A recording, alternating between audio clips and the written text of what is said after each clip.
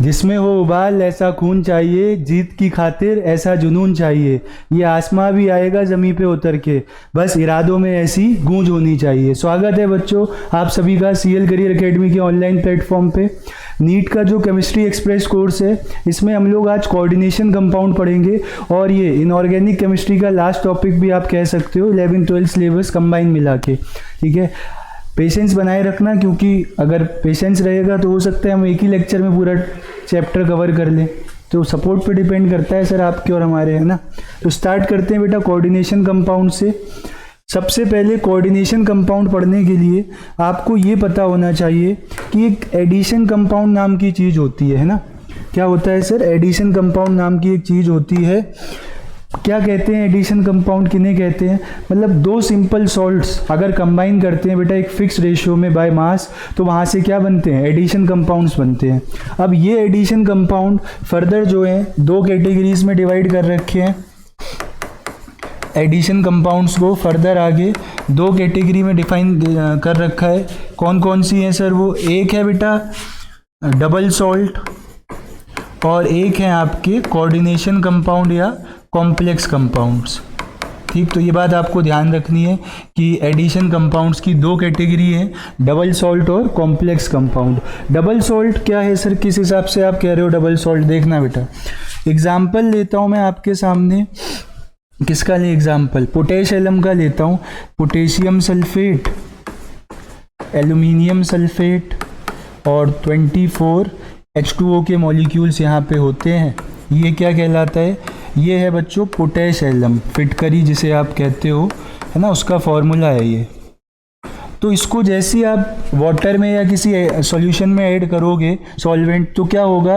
ये जितने अपने आयंस में ब्रेक हो सकता है। जैसे पोटेशियम 2 बन जाएंगे, सल्फेट 1 यहाँ से, 3 यहाँ से, 4 सल्फेट मिल जाएंगे, और आपको 2 एल्यूमिनियम आयंस मिल जाएंगे। मतलब ये अपनी आइडेंटिटी कंप्लीटली क्या कर देता है? लॉस्ट कर लेता है। जितने आयंस बना सकता है सारे आयंस में डिसोशिएट हो जाता है। ठीक है, तो कंफर्मेशन कैसे मिलेगा सर? कंफर्मेशन ऐसे मिलेगा कि आप यहाँ पे बेरियम क्लोराइड का एक्वस सॉल्यूशन ऐड करना, तो जो बेरियम सल्फेट होता है वो वाइट कलर का प्रेसिपिटेट बनाता है। तो ये वाइट प्रेसिपिटेट आपको कंफर्मेशन देगा कि जो डिसोशिएट हुआ है उसमें से क्या आए हैं? उसमें से आए हैं आपके पास सल्फेट आयंस। यहाँ पे शायद क्लियरली ना दिख रहा हो हमारे बालकों को, रेज हो क्यों नहीं रहा है? अब हो जाएगा। ठीक, तो मैं अलग से लिख देता हूँ।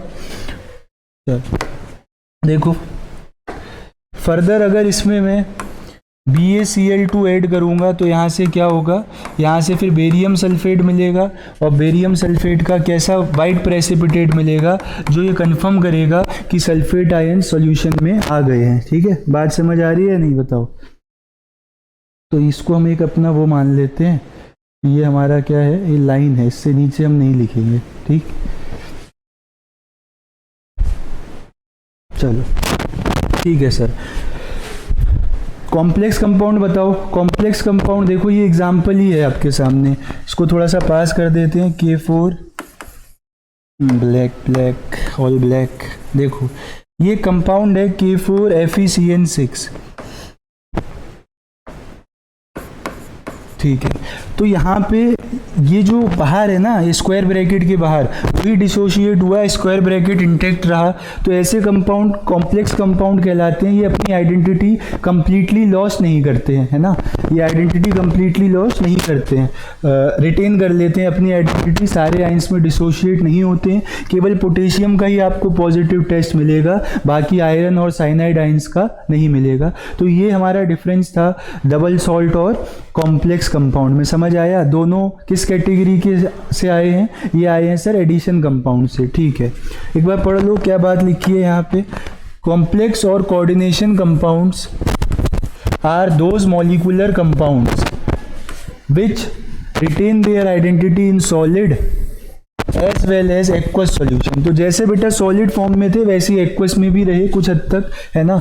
जो मेटल एटम्स बाउंड थे यहाँ एनायन से या फिर न्यूट्रल मॉलिक्यूल से थ्रू कोऑर्डिनेशन बॉन्ड। ठीक, तो वो एज इट इज रहे आपके, और मतलब ये बता रखा है कि इन कंपाउंड्स में ये होता है। तो मैं इसको भी समझा देता हूँ। देखो होता क्या है बच्चों, मेटल के पास होती है वैकेंट ऑर्बिटल, मेटल के पास क्या होती है वैकेंट ऑर्बिटल, और यहाँ पे जो लिगेंड होते हैं इनके पास खूब सारे इलेक्ट्रॉन्स होते हैं। तो ये क्या है, इलेक्ट्रॉन पेयर डोनेट करते हैं। लिगेंड का काम क्या होता है, इलेक्ट्रॉन पेयर डोनेट करना होता है। इस तरीके से मेटल को इलेक्ट्रॉन पेयर डोनेट कर देते हैं। तो इसी तरीके का जो बॉन्ड बनता है उसे कोऑर्डिनेट बॉन्ड कहा जाता है। तो जो इलेक्ट्रॉन एक्सेप्ट करेगा उन्हें आप लुईस एसिड बोलते हो, और जो इलेक्ट्रॉन डोनेट करता है सर उसे क्या बोला जाता है, लुईस बेस बोला जाता है। मतलब इस तरीके से मान लो बॉन्ड बन रहा है ए और बी के बीच, बी ने ही दोनों इलेक्ट्रॉन्स बॉन्डिंग में यूज़ करा, ए के पास कोई इलेक्ट्रॉन था ही नहीं। तो अब यहाँ पे जो ऑर्बिटल्स का ओवरलैप हुआ उससे जो बॉन्ड बन के आया उसी को क्या कहा जाता है, कोऑर्डिनेट बॉन्ड। तो बेटा ये बनने से पहले की कहानी अलग है, बनने के बाद तो कोवेलेंट की तरह दिख रहा है, ओवरलैपिंग हो रही है सर। बनने से पहले क्या था कि दोनों इलेक्ट्रॉन एक ही एटम दे रहा था, बट कोवेलेंट में इक्वल इलेक्ट्रॉन्स की शेयरिंग होती है। तो ये डिफरेंस है, ये आपका कोऑर्डिनेट बॉन्ड बनता हुआ दिख रहा है। अब कोऑर्डिनेशन कंपाउंड को रिप्रेजेंट कैसे करते हैं ये देखना आप। यहाँ पे बेटा काउंटर कैटायन लगा होता है, अगर लगा है तो पहले कैटायन होगा, फिर आपके पास मेटल होगा, और इस मेटल को इलेक्ट्रॉन देता हुआ लिगेंड एक भी हो सकता है, अलग अलग भी हो सकते हैं, और हुआ तो काउंटर एनायन भी लगा होगा।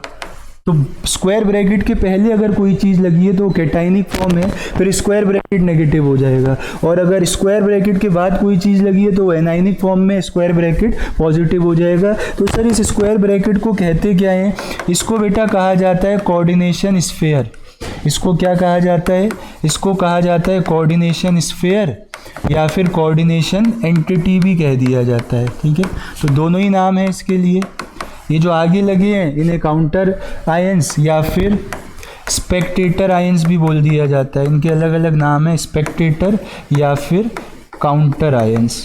ठीक, तो ये कुछ जनरल रिप्रेजेंटेशन थी कोऑर्डिनेशन कंपाउंड की कि क्या क्या चीज़ें यहाँ पे प्रेजेंट होती हैं। ठीक है, आगे बढ़ते हैं बच्चों। तो पहले ही पूछ रखा है कौन डबल सॉल्ट है और कौन कॉम्प्लेक्स है। तो मैं आपको कुछ एग्जांपल दे रहा हूँ बेटा डबल सॉल्ट के, देखना आप लोग ध्यान से। डबल सॉल्ट के एग्जांपल जो है आपके पास, एक तो वो पोटेश एलम ही था, ठीक है, पोटेशियम सल्फेट, एल्यूमिनियम सल्फेट, और साथ में वाटर मॉलिक्यूल्स कितने थे, 24 वाटर मॉलिक्यूल्स थे। ठीक है, पोटेश एलम है, नाम कहोगे तो नाम भी लिख देंगे। इसका नाम क्या है बेटा, इसका नाम है पोटेश एलम।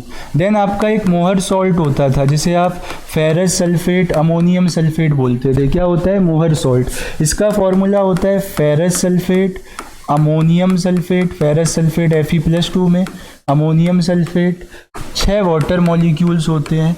एक और डबल सॉल्ट होता है बच्चों, कार्नेलाइट। ये सारे आपके एनसीईआरटी में लिखे हैं, आप लोग एक बार जाके गो थ्रू करना। वैसे मैं यहाँ पे आपको बता रहा हूँ ये क्या है, कार्नेलाइट है। तो ये सारे किसके एग्जाम्पल हैं बच्चों, डबल सॉल्ट के हैं। अब आप आ जाओ इधर, देखो यहाँ पे देखना, ये पोटेशियम सल्फेट है, एल्यूमिनियम का भी सल्फेट है। तो ये क्या है आपका, ये कार्नेलाइट वाला ना, ये पोटेश एलम लग रहा है सर, ठीक है, वो ट्वाइस हो जाएगा, इसके साथ भी है, और कोई लग नहीं रहा है। तो यही एग्जाम्पल हमें इससे मैच होता हुआ लग रहा है। तो दूसरा डबल सॉल्ट यहाँ है, और इससे क्या बन जाएगा, कोऑर्डिनेशन कंपाउंड बन जाएगा। कैसे बनेगा देख लो आप, K2 बाहर होगा, PT, अमोनिया का नाम पहले आएगा, अमायन, अभी बताऊंगा मैं ये कैसे लिख रहा हूँ, ठीक है, जब IUPAC नेमिंग करेंगे। तो C option will be the right answer. इसी बार देखो नीट एग्जाम में आ रखा है क्वेश्चन, तो आप ध्यान रख लेना, डबल सॉल्ट के एग्जाम्पल पूछा जा सकता है। ठीक है सर, आगे बढ़ते हैं। और कुछ कॉमन डेफिनेशंस हैं, कुछ बेसिक टर्म्स हैं जो हमें पता होने चाहिए। ठीक है, क्या क्या हैं सर वो टर्म्स, देखना जरा। पहला है बेटा कॉम्प्लेक्स आयन। पता ही है कॉम्प्लेक्स आयन क्या होता है, कॉम्प्लेक्स आयन क्या होता है, ये देखो, इस तरीके से ये जो स्फीयर मतलब कोऑर्डिनेशन स्फीयर पे कोई चार्ज होता है तो हम उसे कॉम्प्लेक्स आयन बोल देते हैं, ठीक है। तो यहाँ पे कोऑर्डिनेशन स्फीयर के ऊपर नेगेटिव चार्ज है, मैंने बताया भी था अगर स्क्वायर ब्रैकेट से पहले कुछ लगा है तो वो कैटाइनिक फॉर्म में होगा और अगला फिर पार्ट कैसा हो जाएगा, एनाइनिक हो जाएगा। तो ऐसा ही है भी, तो कोऑर्डिनेशन स्फीयर के ऊपर नेगेटिव चार्ज आने का मतलब वो एनाइनिक कॉम्प्लेक्स है।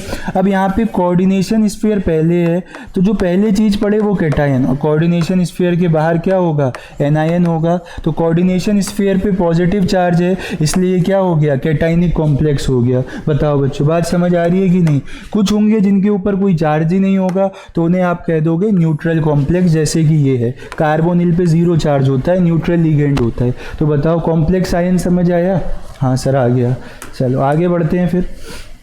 नेक्स्ट बेटा, दो टाइप के कॉम्प्लेक्सेस होते हैं on the basis of ligand. अगर मान लो एक ही जैसा लिगेंड लगा है पूरे कोऑर्डिनेशन स्फीयर में तो उन्हें होमोलेप्टिक कहा जाता है, ठीक है। तो होमोलेप्टिक कॉम्प्लेक्स क्या होते हैं, जहाँ पे मेटल जो है ना, एक ही टाइप के ग्रुप से लगा हो, लिगेंड से लगा हो। जैसे यहाँ पे 6 के 6 क्या है, अमाइन ग्रुप है, अमोनिया है, ठीक है। वहीं पे हेट्रोलेप्टिक क्या होता है, हेट्रोलेप्टिक वो होता है जहाँ पे मेटल अलग अलग टाइप के लिगेंड से लगा हो। जैसे यहाँ देखो आप, अमोनिया से लगा है और क्लोरीन से लगा है, तो ये आपके डिफरेंट टाइप्स ऑफ लिगेंड यहाँ पे अटैच है, तो इसलिए इसे क्या कहा जाता है, हेट्रोलेप्टिक। तो ध्यान रखना, होमोलेप्टिक में सेम टाइप के लिगेंड होते हैं, हेट्रोलेप्टिक में डिफरेंट टाइप के लिगेंड होते हैं कोऑर्डिनेशन स्फीयर के अंदर, और वहीं तो होते हैं सर लिगेंड, है ना।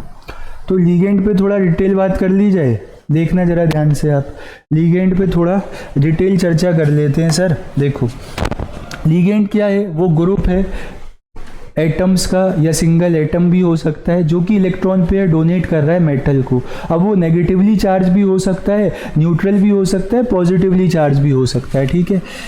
कितने इलेक्ट्रॉन पेयर डोनेट करता है उसको डेंटिसिटी कहा जाता है ना। एक टर्म होता है बेटा डेंटिसिटी, और डेंटिसिटी का मतलब होता है number of electron pair donated. Denticity का मतलब क्या है बच्चों, number of electron pairs donated, कितने इलेक्ट्रॉन पेयर्स वो डोनेट कर रहा है उसको डेंटिसिटी कहा जाता है। तो अगर कोई लिगेंड यूनिडेंटेट है तो यूनिडेंटेट का मतलब क्या होगा, वो सिंगल इलेक्ट्रॉन क्या कर रहा है, सिंगल इलेक्ट्रॉन पेयर डोनेट कर रहा है। इलेक्ट्रॉन तो नहीं कहेंगे, इलेक्ट्रॉन पेयर। एग्जाम्पल है आपके पास वाटर जिसको एक्वा बोल दिया जाता है, अमोनिया जिसको अमाइन बोल दिया जाता है, कार्बोनिल, क्लोराइडो, जब नाम लिखते हो है ना अमाइडो, तो इनका नाम चेंज हो जाता है। वहीं पे अगर दो इलेक्ट्रॉन पेयर डोनेट करेगा तो उसे क्या कहेंगे आप, बाइडेंटेड लिगेंड कहेंगे। एग्जाम्पल आप देख सकते हो, ऑक्सिलेट होता है, जब इसका नाम लिखोगे ऑक्सिलेटो हो जाएगा।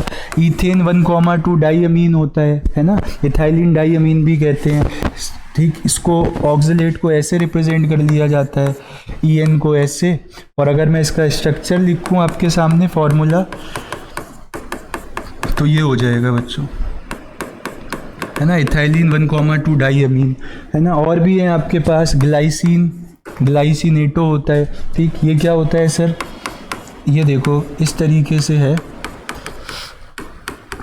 तो नाइट्रोजन से भी इलेक्ट्रॉन पेयर डोनेट करेगा, ऑक्सीजन से भी। ये ग्लाइसिन है, इसको ग्लाई की फॉर्म में ऐसे रिप्रेजेंट कर लिया जाता है। DMG होता है बच्चों, डाईमिथाइल ग्लाइऑक्साइड।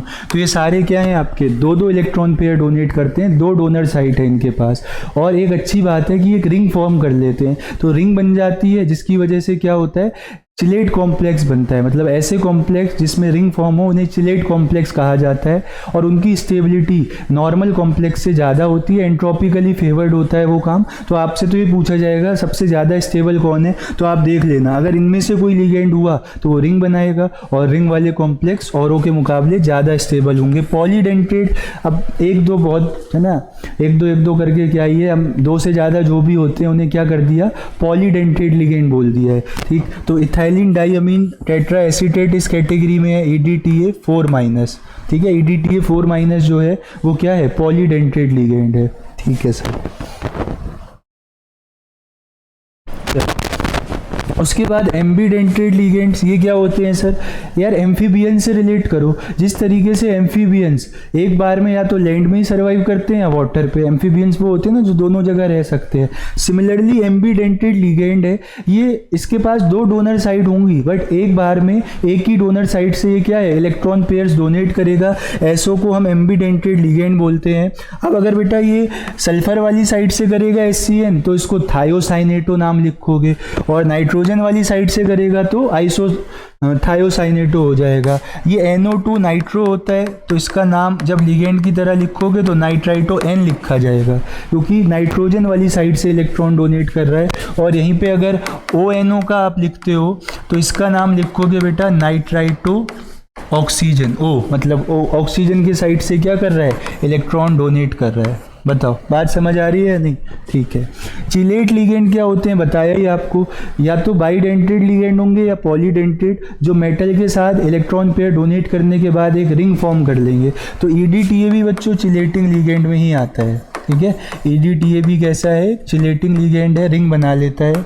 यहाँ पे निकिल का जो कॉम्प्लेक्स है ना DMG के साथ, वो निकिल के एस्टिमेशन में भी यूज़ होता है, तो इसका कलर वगैरह पूछ लिया जाता है। पिंक कलर का होता है बच्चों ये, है ना। और इसमें 5 मेंबर्ड रिंग होती हैं आपके पास, 5 मेंबर्ड रिंग 2 होती है और 6 मेंबर की रिंग भी 2 होती है यहाँ पे। तो स्ट्रक्चर जो है बना के दिखाऊंगा मैं आगे अगर स्पेस होगा। अभी आप ध्यान रखो 5 मेंबर रिंग 2 होती हैं, 6 मेंबर रिंग 2 होती हैं। ठीक है सर। चिलेटिंग वाले कॉम्प्लेक्स ज़्यादा स्टेबल होते हैं, ये ध्यान रखना आप। उसके बाद कोऑर्डिनेशन नंबर, अभी हम इम्पोर्टेंट डेफिनेशंस पढ़ रहे हैं। कोऑर्डिनेशन नंबर क्या होता है, कितने केमिकल बॉन्ड बनाए, है ना, लिगेंड ने, कितने केमिकल बॉन्ड बनाए लिगेंड ने किसके साथ, सेंट्रल मेटल एटम के साथ। ठीक है, वो क्या कहा जाता है, उसका कोऑर्डिनेशन नंबर।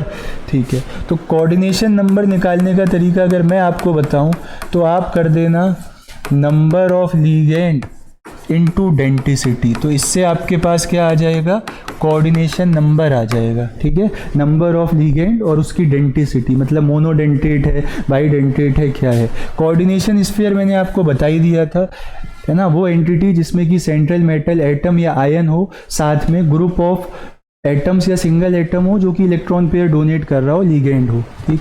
कोऑर्डिनेशन पॉलीहेड्रन क्या होता है, spatial arrangement central metal atom का और लिगेंड का क्या कहलाता है, कोऑर्डिनेशन पॉलीहेड्रन कहलाता है। मतलब कुल मिला के ये स्टीरियो मतलब स्पेस में इनका अरेंजमेंट बता रहा है, यानी कि स्ट्रक्चर बता रहा है, यानी कि ज्योमेट्री जो चीज़ बताती है उसे क्या कहा जाता है, कोऑर्डिनेशन पॉलीहेड्रन कहा जाता है। तो डेफिनेशन वगैरह आ सकती है MCQ में, स्टेटमेंट दे देंगे, उसका टर्म पूछ लेंगे। तो स्पेटियल अरेंजमेंट ऑफ लिगेंड्स को, है ना, जो कि मेटल से कनेक्ट होते हैं, उसको क्या कहा जाता है, कोऑर्डिनेशन पॉलीहेड्रन कहा जाता है। जैसे CONH3 का होल 6 3+ ऑक्टाहेड्रल है।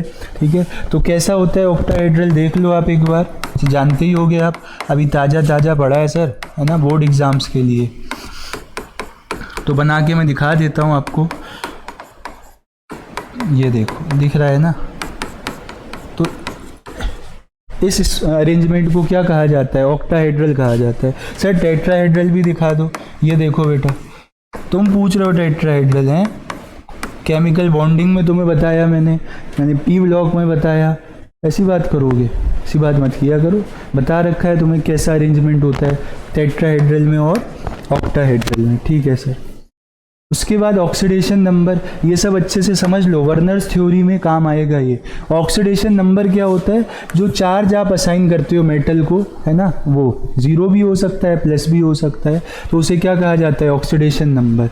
ठीक, तो कैसे डिफाइन किया है, the charge of the complex if all the ligands are removed. मतलब मेटल का बॉन्ड लिगेंड के साथ ब्रेक कर दिया, उसके बाद मेटल पे कितना चार्ज रह जाएगा, वो कहलाता है ऑक्सीडेशन नंबर। जैसे यहाँ पे कॉपर का का अगर मैं ऑक्सीडेशन नंबर देखूं तो 4 क्लोरीन है, 4 क्लोरीन हटेंगे -4 का चार्ज लेके, तो -4 है ना, और इक्वल टू जो उनके ऊपर पूरा चार्ज हो -3, तो -4 उधर जाके +4 हो जाएगा, +4 -3 प्लस का 1, तो इसलिए कॉपर यहाँ पे क्या ऑक्सीडेशन नंबर लेके बैठा है +1।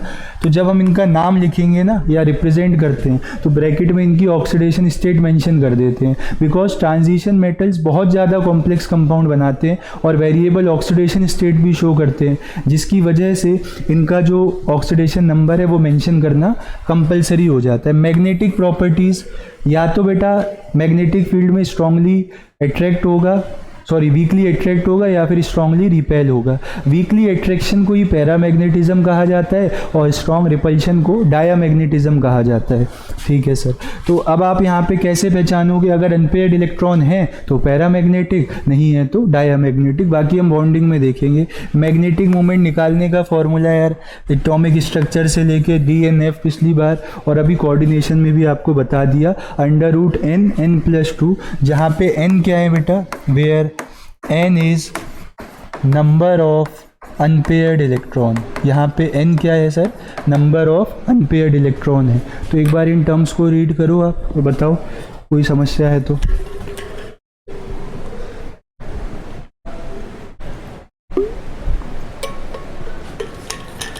होनी नहीं चाहिए सर, पानी सर गर्म हो जाता है। Effective atomic number, EAN rule भी कहा जाता है। तो जिसका effective atomic number noble gas के एटॉमिक नंबर के इक्वल आ जाता है तो भयंकर स्टेबल हो जाता है। आसपास भी आ गया तो हम स्टेबिलिटी रिलेट कर सकते हैं। कैसे आता है सर, देखो इसका फॉर्मूला है बच्चों, इफेक्टिव एटॉमिक नंबर का उस सेंट्रल मेटल एटम का एटॉमिक नंबर, साथ में उसकी जो भी वैलेंसी है, यानी कि है ना, उस पर जो ऑक्सीडेशन नंबर है उसका, क्योंकि प्लस होगा तो इलेक्ट्रॉन क्या हुए होंगे, लॉस हुए होंगे, माइनस होगा तो इलेक्ट्रॉन गेन हुए होंगे। कुल मिला के मुझे उसके नंबर ऑफ इलेक्ट्रॉन्स बताने हैं। ठीक है, तो प्लस माइनस चार्ज, ठीक है, प्लस करना जब माइनस चार्ज हो उतना, है ना, और 2 टाइम्स कोऑर्डिनेशन नंबर, क्योंकि एक बार में 2 इलेक्ट्रॉन मिलेंगे ना एक बॉन्ड के थ्रू, जहाँ पे CN क्या है बच्चों, कोऑर्डिनेशन नंबर है। और कोऑर्डिनेशन नंबर निकालने का तरीका मैंने आपको बताया था, नंबर ऑफ लिगेंड्स, एक टाइप का है तो ठीक ही है, और अलग अलग टाइप के हैं तो उनका नंबर मल्टीप्लाई बाय उनकी डेंसिटी प्लस अगले का नंबर मल्टीप्लाई बाय उसकी डेंसिटी। तो यहाँ से आप क्या बता सकते हो, यहाँ से आप कोऑर्डिनेशन नंबर बता सकते हो। ठीक है, तो इफेक्टिव एटॉमिक नंबर अगर किसी नियरेस्ट इनर्ट गैस के आसपास आ जाता है तो उसे रिलेटिवली स्टेबल माना जाता है। तो यही है इफेक्टिव एटॉमिक नंबर रूल। इसी को सिडविक रूल भी बोल दिया जाता है, शायद कहीं कहीं पे बुक्स में आप देखोगे, है ना। तो ये है effective atomic number rule. NCERT में नहीं है मेरे हिसाब से, जहाँ तक है मुझे याद है। ठीक, क्वेश्चन देखना आप, इथाइलिन डाइअमीन टेट्रा एसीटेट इज, तो इसका स्ट्रक्चर मैंने आपको नहीं दिखाया था, अब दिखा देना सर लो।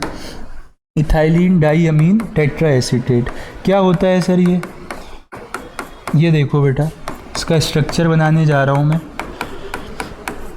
तो ये हेक्साडेंटेड लिगेंड है, था, है और रहेगा। क्यों है उसका रीज़न मैं आपको बता रहा हूँ स्ट्रक्चर की हेल्प से, ध्यान से देखना। नाइट्रोजन आएगा, स्ट्रक्चर देख लो ज़्यादा क्लियर होगा मामला। CH, ये रहा इसका एसीटेट ग्रुप, EDTA बोले तो इथाइलिन डाइअमीन टेट्रा एसीटेट, तो 4 एसीटेट ग्रुप भी लगा दिए। ठीक है, देखो EDTA आयन कह रहा है, केवल EDTA कह रहा, कोई दिक्कत नहीं थी। EDTA मतलब EDTA 4-, ठीक, तो 4- चार्ज दिखा दिया मैंने। अब इस साइड से डोनेशन होगा, इस साइड से होगा, 2 डोनर साइड, 3, 4, 5, 6, तो ये हेक्साडेंटेट है। ये कैसा है बच्चों, हेक्साडेंटेट है। साथ में 4 तो इसके पास ऑक्सीजन है जहाँ से डोनेट होगा, और 2 क्या है, नाइट्रोजन है। तो ए ऑप्शन सही हो जाएगा। नीट 2021 का क्वेश्चन है। तो लिगेंड्स का स्ट्रक्चर इसलिए ज़रूरी है, डेंटिसिटी पूछ सकते हैं किस साइड से होती है। ठीक, देख लो आप लोग, बाकी मैंने क्वेश्चंस करा भी रखे हैं एक जगह सारे, प्लेलिस्ट में आप देख सकते हो जाके, PYQs नीट के। ठीक है सर।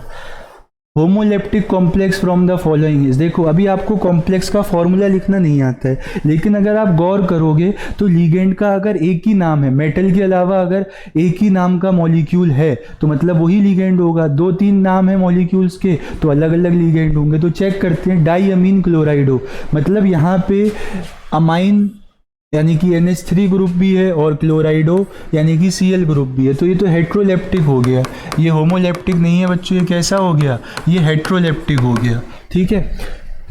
नेक्स्ट देखो आप, पेंटा अमीन यानी कि NH3, कार्बोनेटो यानी कि CO3 2-, ये भी हेट्रोलेप्टिक हो गया। ट्राई अमीन, ट्राई एक्वा यानी कि इसमें NH3 भी है और एक्वा मतलब वाटर भी है, तो ये भी हेट्रोलेप्टिक हो गया। एलिमिनेशन से तो यही लग रहा है सर, और है भी यही बेटा। देखो पोटेशियम ये काउंटर आयन है, ट्राई ऑक्सिलेटो यानी कि 3 आपके पास क्या है, ये ऑक्सिलेट ग्रुप है। एल्यूमिनेट और एल्यूमिनियम है थर्ड ऑक्सीडेशन स्टेट में, पोटेशियम फिर 3 लगे होंगे बच्चों। तो देख रहे हो आप, ऑक्सिलेट एक ही टाइप का लिगेंड लगा है कोऑर्डिनेशन स्फीयर के अंदर, और ऐसे ही कोऑर्डिनेशन कंपाउंड्स को हम क्या कहते हैं, होमोलेप्टिक कॉम्प्लेक्स कहा जाता है। इसको क्या कहा जाता है, होमोलेप्टिक कॉम्प्लेक्स कहा जाता है। डी ऑप्शन सही हो जाएगा। क्लियर हुई बात या नहीं, ठीक है। चलो नेक्स्ट क्वेश्चन देखना, आयरन कार्बोनिल FeCO5H, देखो जितने सेंटर होते हैं ना मेटल एटम, उतने ही उसकी न्यूक्लियरिटी होती है। तो यहाँ पे तो एक ही आयरन एटम है, तो ये क्या हो जाएगा, मोनो न्यूक्लियर हो जाएगा। इसकी न्यूक्लियरिटी क्या हो जाएगी, 1। मॉलिकुलरिटी नहीं कह रहा हूँ, न्यूक्लियरिटी कह रहा हूँ। आया हुआ है क्वेश्चन तो डिस्कस करना आपसे फ़र्ज बनता है। उसके बाद बेटा थ्योरीज स्टार्ट होंगी, वर्नर्स थ्योरी है ना, IUPAC नेमिंग नहीं दिखा, चलो आगे पीछे कहीं होगा स्लाइड में। तो वर्नर्स थ्योरी क्या होती है, देखो ये सबसे पहली थ्योरी थी जहाँ पे कि केमिकल बॉन्ड ना कह के हम कहते हैं कोऑर्डिनेट बॉन्ड। कोऑर्डिनेट बॉन्ड सबसे पहले कहाँ पे बना, तो ये आपको वर्नर्स थ्योरी से पता लगता है। अब कॉम्प्लेक्स कंपाउंड में इनका कहना था 2 टाइप की वैलेंसी होंगी, यहाँ पे मेंशन भी किया गया होगा। एक प्राइमरी वैलेंसी होती है बच्चों, एक क्या होती है, सेकेंडरी वैलेंसी होती है। सर कैसे कैलकुलेट करते हैं प्राइमरी वैलेंसी और सेकेंडरी वैलेंसी, तो primary valency is equal to the oxidation number, है ना, जो सेंट्रल मेटल एटम है उसका ऑक्सीडेशन नंबर कितना है, वही क्या होगा आपका प्राइमरी वैलेंसी। और सेकेंडरी वैलेंसी क्या हो जाएगी, सेकेंडरी वैलेंसी होती है कोऑर्डिनेशन नंबर के इक्वल। प्राइमरी वैलेंसीज को सेटिस्फाई केवल आयंस एनायंस कर सकते हैं, क्योंकि ऑक्सीडेशन नंबर पॉजिटिव में होगा ना, तो उसको सेटिस्फाई कौन करेंगे, एनायंस। लेकिन सेकेंडरी वैलेंसी तो कोऑर्डिनेशन नंबर बता रहा है, तो न्यूट्रल मॉलिक्यूल भी कर सकता है और नेगेटिवली चार्ज या पॉजिटिवली चार्ज, क्योंकि लिगेंड बच्चों तीनों टाइप के हो सकते हैं। Primary valency depends upon oxidation number, देखो यही बात आपको ध्यान रखनी है। अगर कहीं पे आपको प्राइमरी वैलेंसी कैलकुलेट करवाएं वो, तो आप क्या कर देना, अगर आपसे प्राइमरी वैलेंसी कैलकुलेट करवाई जाए तो आप क्या करो, आप वहाँ पे ऑक्सीडेशन नंबर कैलकुलेट कर दो, है ना। ऑक्सीडेशन नंबर जो होगा सेंट्रल मेटल एटम का, वही क्या होगा बच्चों, वही होगा आपके पास प्राइमरी वैलेंसी। और अगर कभी सेकेंडरी वैलेंसी आपसे पूछी जा रही है तो सेकेंडरी वैलेंसी क्या होगी, सेकेंडरी वैलेंसी होता है कोऑर्डिनेशन नंबर के इक्वल, जो कि मैं आपको अभी तीसरी बार बता रहा हूँ, number of ligands into density. ज़रूरी है बार बार बताने का, यही रीज़न है कि इम्पॉर्टेंट है, ठीक है, यही याद हो जाएगा अगर अभी तक आपको ये बातें याद नहीं हैं तो, ठीक है सर। उसके बाद और क्या बात बताइए इन्होंने, देखो यही बताया सर, सेकेंडरी वैलेंसी क्या है, सेकेंडरी वैलेंसी रिप्रेजेंट करता है coordination number central metal atom का, ठीक है या नहीं, ठीक है सर।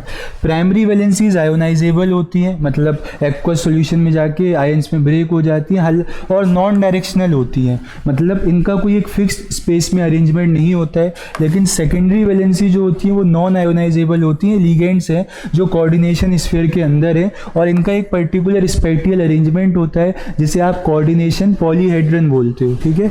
तो ज्योमेट्री जो है कॉम्प्लेक्स की वो किससे डिसाइड होती है, वो सेकेंडरी वैलेंसी से डिसाइड होती है। Geometry of the complex is decided by the secondary valency. जैसे एक एग्जांपल इन्होंने लिया है, आई होप आपको विजिबल होगा नीचे, ये देखो, इसको थोड़ा ऊपर खिसका के पढ़ा दो सर, ये लो, मैं इसकी बात कर रहा हूँ बेटा। किसकी बात कर रहे हो सर आप, इस कॉम्प्लेक्स की, दिख रहा है ना, अब तो चमक गया आपको। ठीक है, तो प्राइमरी वैलेंसी कैसे कैलकुलेट की होगी? क्रोमियम की ऑक्सीडेशन स्टेट x मानो, 6 वाटर मॉलिक्यूल, वाटर पे चार्ज 0 होता है, बाहर 3 क्लोरीन लगे हैं, एक क्लोरीन पे चार्ज -1 होता है, ओवरऑल कुछ चार्ज है नहीं, तो ओवरऑल आप चार्ज 0 रख सकते हो। फिर यहाँ से सॉल्व कर लेना, x + 0 - 3 = 0, x - 3 = 0, x = क्या आ गया? +3 आ गया। ये +3 नज़र आ रहा है? आ रहा है सर। तो यही तो क्या है, इसकी प्राइमरी वैलेंसी है। अब सेकेंडरी वैलेंसी निकालना बताओ सर। देखो बेटा, सेकेंडरी वैलेंसी क्या होती है? कोऑर्डिनेशन नंबर होता है। तो मैंने आपको बताया था नंबर ऑफ लिगेंड्स, 6 लिगेंड है और वाटर की डेंसिटी 1 होती है, तो जो कोऑर्डिनेशन नंबर है वही क्या है? सेकेंडरी वैलेंसी है। तो देखो, जिस तरीके से मैंने बताया है उससे काम आसान हो जाता है, बाकी तरीके तो और भी होते हैं सर। तो प्राइमरी वैलेंसी किसके इक्वल आ रही है? 3 के इक्वल, और सेकेंडरी वैलेंसी किसके इक्वल आ रही है? 6 के इक्वल आ रही है। बात समझ आ रही है या नहीं? बताओ, क्लियर हो रही है बातें? ठीक है सर, आ रही है बात समझ में। तो भाई समझने का ही खेल है और सारा खेल समझाने वाले का है। क्या कह गए सर आप? मैं कह रहा हूँ भाई, खेल समझने का है और सारा खेल समझाने वाले का है। तो डिपेंड करता है कौन बातें एक्सप्लेन कर रहा है और कौन समझ रहा है। बाकी ज्ञान तो हर जगह है, आप बटोर लो जहाँ से मन आए। क्वेश्चन देखना, the sum of coordination number and oxidation number of the metal, यानी कि प्राइमरी वैलेंसी और सेकेंडरी वैलेंसी का सम पूछा गया है बच्चों AIPMT एग्जाम में। ठीक है सर। तो कोऑर्डिनेशन नंबर क्या होता है? कोऑर्डिनेशन नंबर होता है number of ligands into density. तो यहाँ पे आप देख लो, EN बेटा इथाइलिन डाई अमीन है।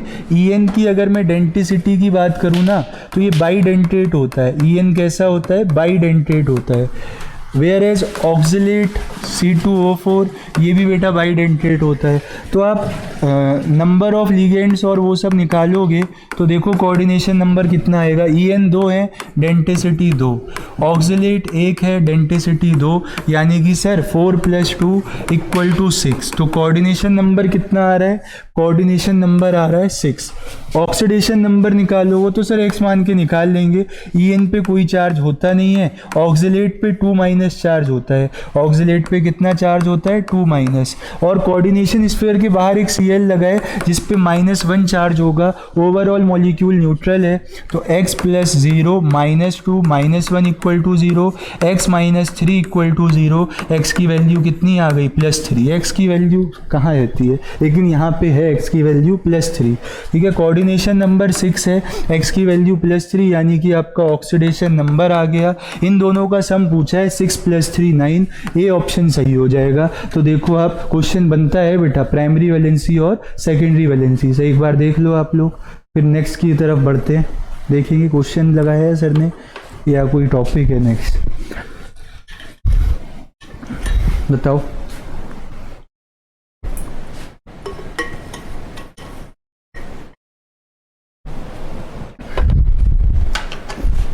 ठीक है सर, नेक्स्ट क्वेश्चन की तरफ चलते हैं।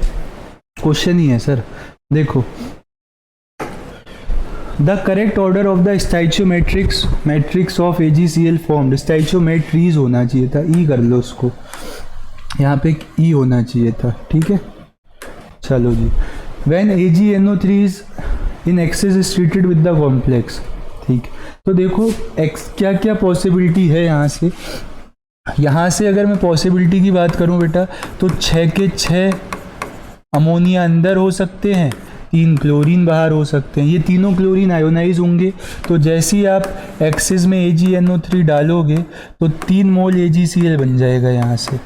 ऐसे यहाँ पे क्या है, Cl तो 3 है, लेकिन क्या है कि हमें 6 लिगेंड अंदर करने ही पड़ेंगे, जिसकी वजह से 5 तो अमोनिया मॉलिक्यूल्स आ जाएंगे, एक क्या आ जाएगा? Cl आ जाएगा, तो 2 Cl बाहर रहेंगे। 2 Cl बाहर रहेंगे तो AgNO3 के साथ जब आप एक्सिस AgNO3 ट्रीट कराओगे तो यहाँ से Ag+ आयंस आएंगे, यहाँ से 2 आएंगे Cl- आयंस। तो Ag तो एक्सिस में है, तो प्रोडक्ट का अमाउंट कौन डिसाइड करता है? प्रोडक्ट का अमाउंट डिसाइड करता है लिमिटिंग रिएजेंट। तो फिर क्या बन जाएगा आपके पास? 2 मोल AgCl बन जाएगा। ठीक है सर, नेक्स्ट देखो आप, यहाँ पे तो 4 ही छोड़ दिए इन्होंने, 4 ही अमोनिया छोड़ दिए, तो NH3 का 4। अब मजबूरी है सर, 2 Cl अंदर रखने पड़ेंगे, 1 Cl बाहर रखना पड़ेगा। बताओ, उधर विजिबल है सर।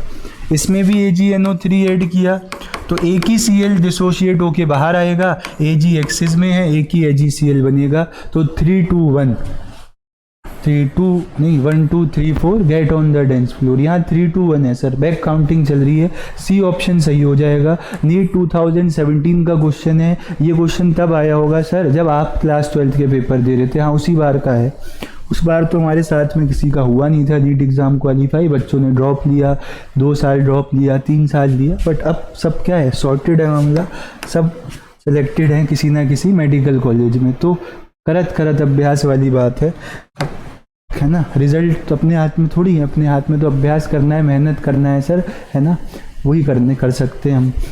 इसके बाद नोमेनक्लेचर पढ़ेंगे, नामकरण करेंगे कोऑर्डिनेशन कंपाउंड्स का। एक बार जरा रूल्स आर रूल्स वो पढ़ लो आप, जैसे आप कहते हो ना रूल्स आर रूल्स, एक बार उन्हें रीड करो।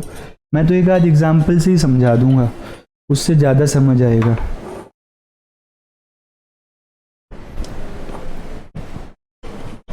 ऐसा क्या खाया यार, इतनी प्यास लग रही है जो मुझे, आप ही को पता होगा सर। देखो सबसे पहले कैटाइन की नेमिंग होती है, जैसे एक एग्जाम्पल से आपको समझाता हूँ। कौन सा एग्जाम्पल लें, देखो पहले रूल्स पढ़ दो जल्दी से। The cation is named first in both positively and negatively charge coordination entities. सबसे पहले कैटाइन की नेमिंग होगी और पहले कैटाइन ही दिखेगा आपको।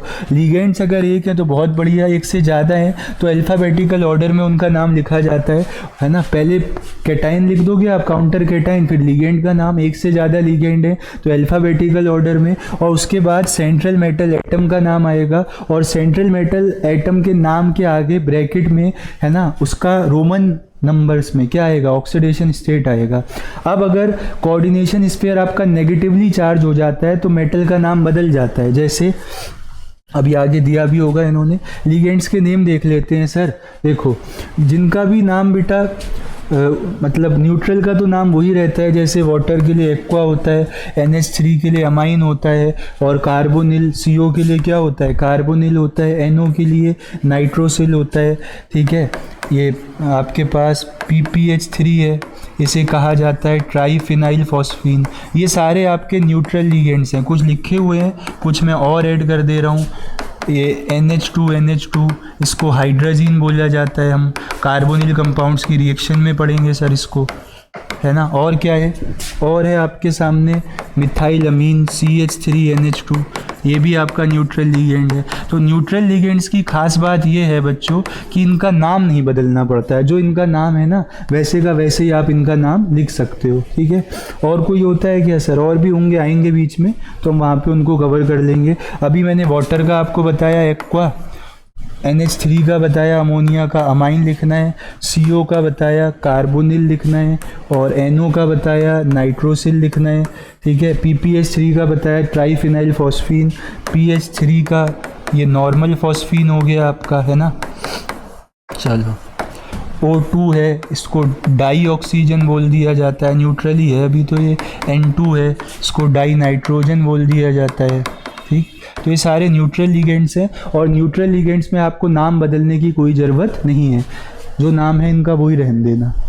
अगर कोई क्या आ गया आपके पास, अगर आपके पास कोई एनाइनिक लिगेंड आ गया है ना, तो उसका नाम आप बदल देना। उसका नाम, जैसे अगर उसका नाम बच्चों लास्ट में एंड हो रहा है IDE से, ठीक है, तो आप उसको कन्वर्ट कर देना IDO में। जैसे O2 माइनस है तो ये ऑक्साइड होता है, ऑक्साइडो हो जाएगा। ठीक है, O-1 है तो ये पर ऑक्साइड होता है, ये पर ऑक्साइडो हो जाएगा। O2 माइनस सुपर ऑक्साइड होता है तो इसका नाम क्या हो जाएगा, सुपर ऑक्साइडो हो जाएगा। यहाँ विजिबल है क्या साइड में या नहीं, बताओ। है सर, यहीं तक दिख रहा है बस। ठीक, और देखो आप, और देखो NH2 माइनस अमाइडो हो जाएगा ये। ठीक है, NH2 माइनस, ठीक, तो ये हो जाएगा इमाइड होता है ये। ठीक, और है कोई माइनस चार्ज वाला सर ID से? अरे ये आपके क्लोराइड ब्रोमाइड ये सब, तो ये क्या हो जाएंगे, ये क्लोराइडो ब्रोमाइडो इस तरीके से ये चेंज हो जाएंगे, आयोडाइडो, है ना।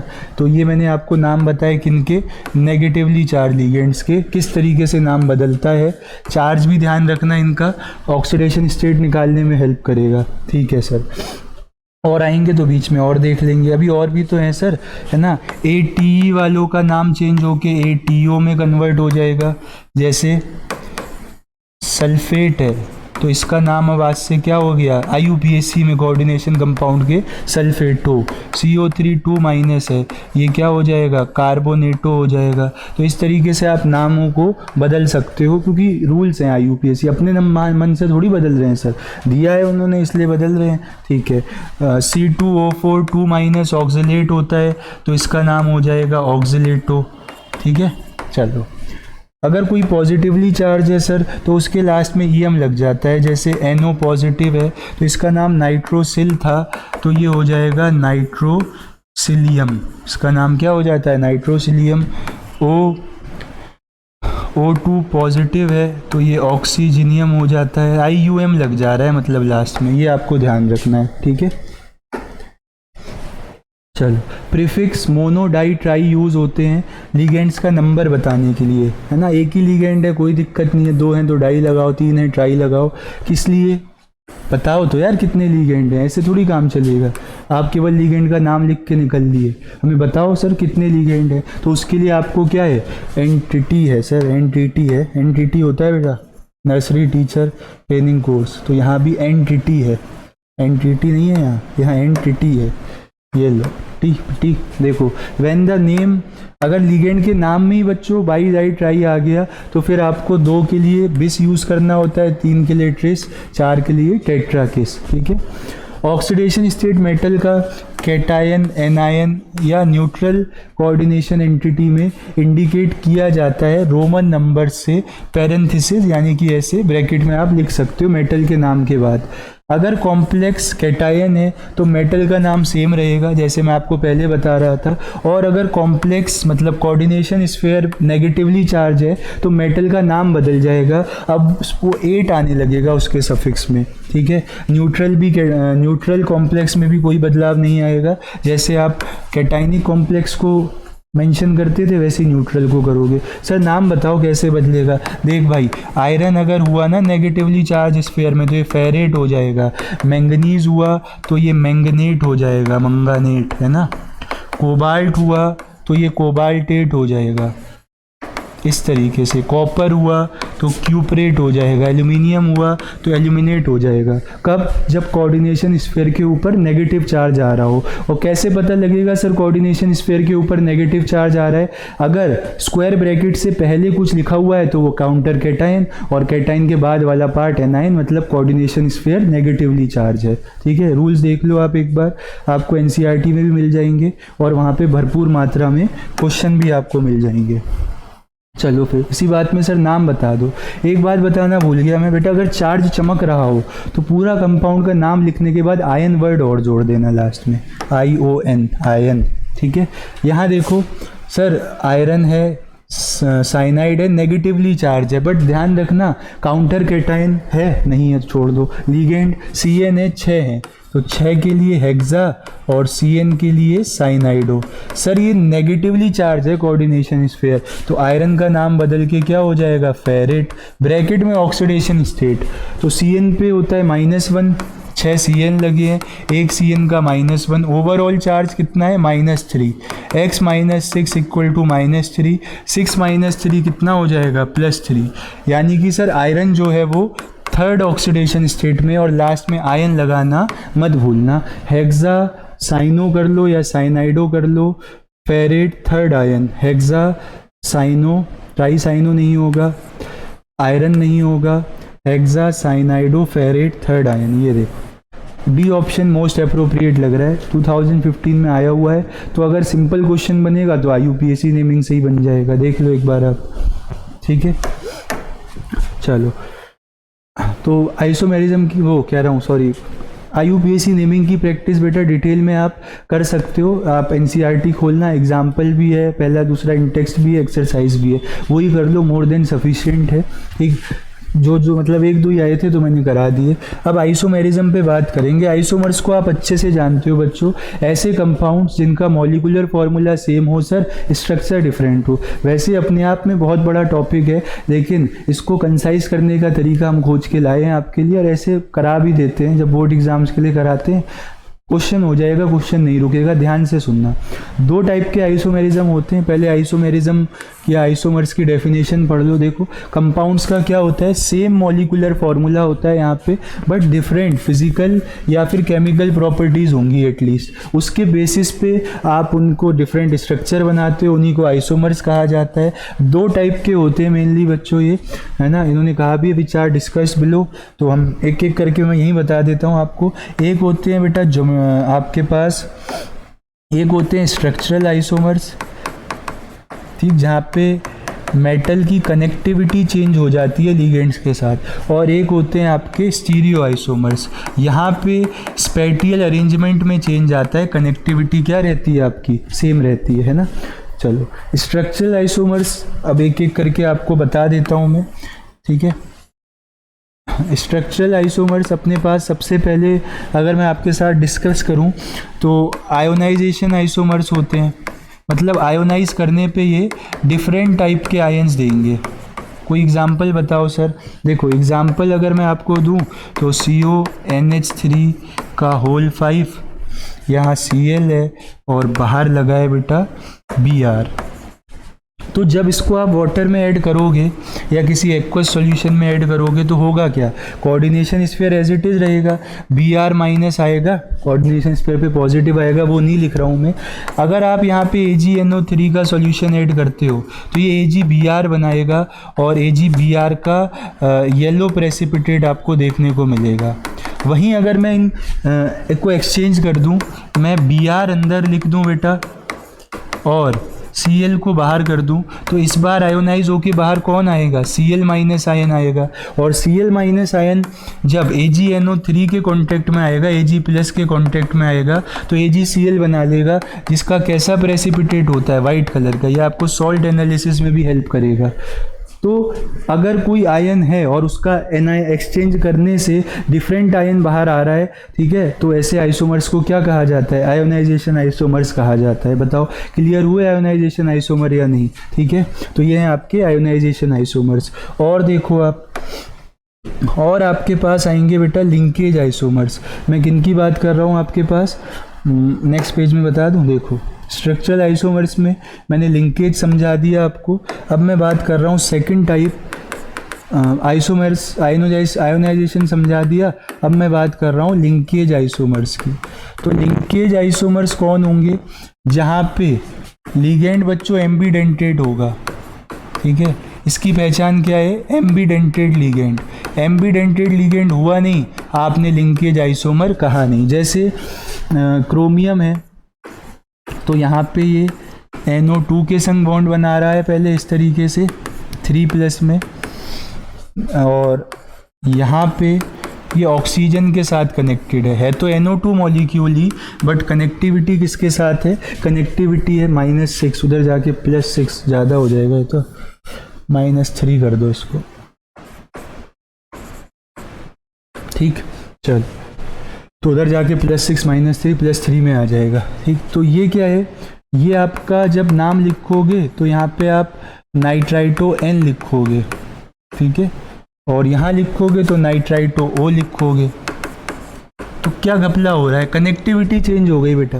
पहले क्रोमियम के साथ नाइट्रोजन कनेक्टेड था NO2 का, अब क्रोमियम के साथ ऑक्सीजन कनेक्टेड है NO2 का, है NO2 बट लिंकेज बदल गया मेटल के साथ लिगेंड का। सर इकलौता यही है क्या, नहीं बेटा, ये भी है, ये लो, ठीक। तो ये क्या है आपका थायोसाइनेटो है, और ये नाइट्रोजन के साथ भी कनेक्ट हो सकता है, NCS कर दो, ठीक।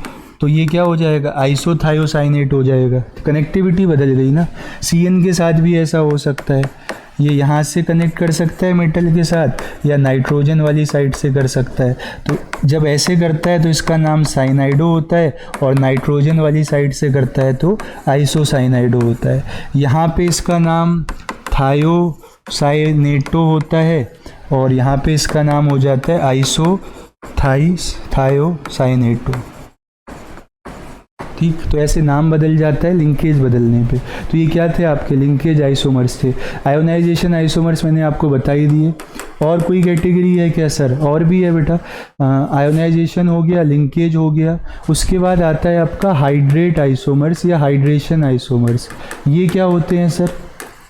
यहाँ पे वाटर का अमाउंट कोऑर्डिनेशन स्फीयर के अंदर और बाहर बदलता रहता है। इसकी पहचान क्या है? यहाँ पे air number of water molecules will keep on changing। यहाँ पे क्या होगा? नंबर ऑफ वाटर मॉलिक्यूल्स बच्चों बदलते रहेंगे कोऑर्डिनेशन स्फीयर के अंदर और बाहर, है ना। Here number of water molecules will keep on changing inside and outside coordination sphere. ठीक, तो यहाँ पे आपको ये पहचान है। एग्जाम्पल दे दो सर, कोई एग्जाम्पल ले लो भाई। एग्जाम्पल में क्या है देखो, क्रोमियम NO2, 4 NO2 थे। सेल उल देख लेना सर जरा, है ना, बदलना तो नहीं है कहीं, 2 हैं अभी तो, है ना। ठीक, H2O मॉलिक्यूल्स यहाँ पे 2 लगे थे और बाहर लगा था बेटा NO2 4 माइनस, है ना।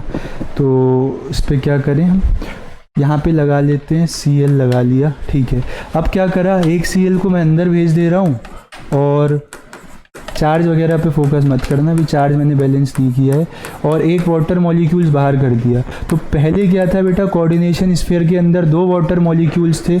अब क्या है सर, अब कोऑर्डिनेशन स्फीयर के अंदर कितने आ गया, 1 वाटर मॉलिक्यूल आ गया। तो number of water molecules change जब होते हैं ना कोऑर्डिनेशन स्फीयर के अंदर और बाहर, तो उसको क्या कहा जाता है बच्चों, उसको कहा जाता है हाइड्रेट आइसोमर्स या फिर हाइड्रेशन आइसोमर्स। बताओ बात क्लियर हुई या नहीं? ठीक है सर।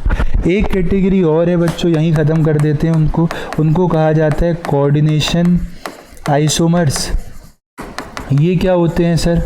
इनकी पहचान है बेटा 2 कोऑर्डिनेशन स्फीयर, है ना। ये आप आइडेंटिफाई करोगे, identified using 2 coordination spheres. 2 square bracket अगर नज़र आ गए, है ना, तो वहाँ पे आपको क्या देखने को मिलेगा, वहाँ पे आपको देखने को मिलेगा कोऑर्डिनेशन आइसोमर्स। बात समझ आ रही है या नहीं? ठीक है, चलो कैसे सर दिखाओगे क्या कहीं पे? ये लो AgNH3 का होल ट्वाइस और AgCN का होल ट्वाइस। इसका नाम लिखना भी सीख लो आप। नाम वैसे ही लिखते हैं बेटा जैसे लिखा जाता है। सिल्वर की कॉमन ऑक्सीडेशन स्टेट +1 है, +2 है। ठीक है, तो यहाँ पे ये क्या करेगा, इस कैसे एग्जिस्ट करेगा बताओ, क्योंकि पहले वाला पार्ट कैटाइनिक बनाना है, दूसरा एनाइनिक। तो पहले क्या रहा होगा, ये पहले +1 में रहा होगा, बाद में भी +1 में रहा होगा, क्योंकि जब आप दोनों का इसकी x और इसकी y मान के ऑक्सीडेशन स्टेट निकालोगे ना, तो x + y = 2 आएगा। तो आपके पास पॉसिबिलिटी देखो ना, अगर मैं इस वाले सिल्वर की ऑक्सीडेशन स्टेट x मान रहा हूँ, इस वाले सिल्वर की y, पहले बताओ ये दिख रहा है या नहीं, x और y नहीं दिख रहा है सर। भाई पहले वाले सिल्वर की ऑक्सीडेशन स्टेट x मानी, दूसरे वाले सिल्वर की ऑक्सीडेशन स्टेट y मानी है।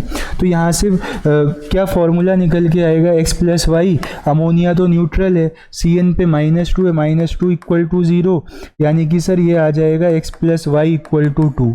यानी कि मुझे x और y की ऐसी वैल्यू लिखनी है जिससे कि 2 इक्वेशन सेटिस्फाई हो जाए। तो सिल्वर या तो +1 शो करता है या +2 शो करोगे तो 2 और 0 या 0 और 2 कॉम्बिनेशन बचेगा। बट आपको पहला कोऑर्डिनेशन स्फीयर पॉजिटिवली चार्ज रखना है, दूसरा नेगेटिवली चार्ज। तो 1 और 1 लो, अगर 1 लोगे तो पहले पे +1 आ जाएगा, यहाँ 1 लोगे तो इस पे -1 आ जाएगा। तो इसीलिए इसका नाम हो जाएगा डाईअमीन सिल्वर फर्स्ट।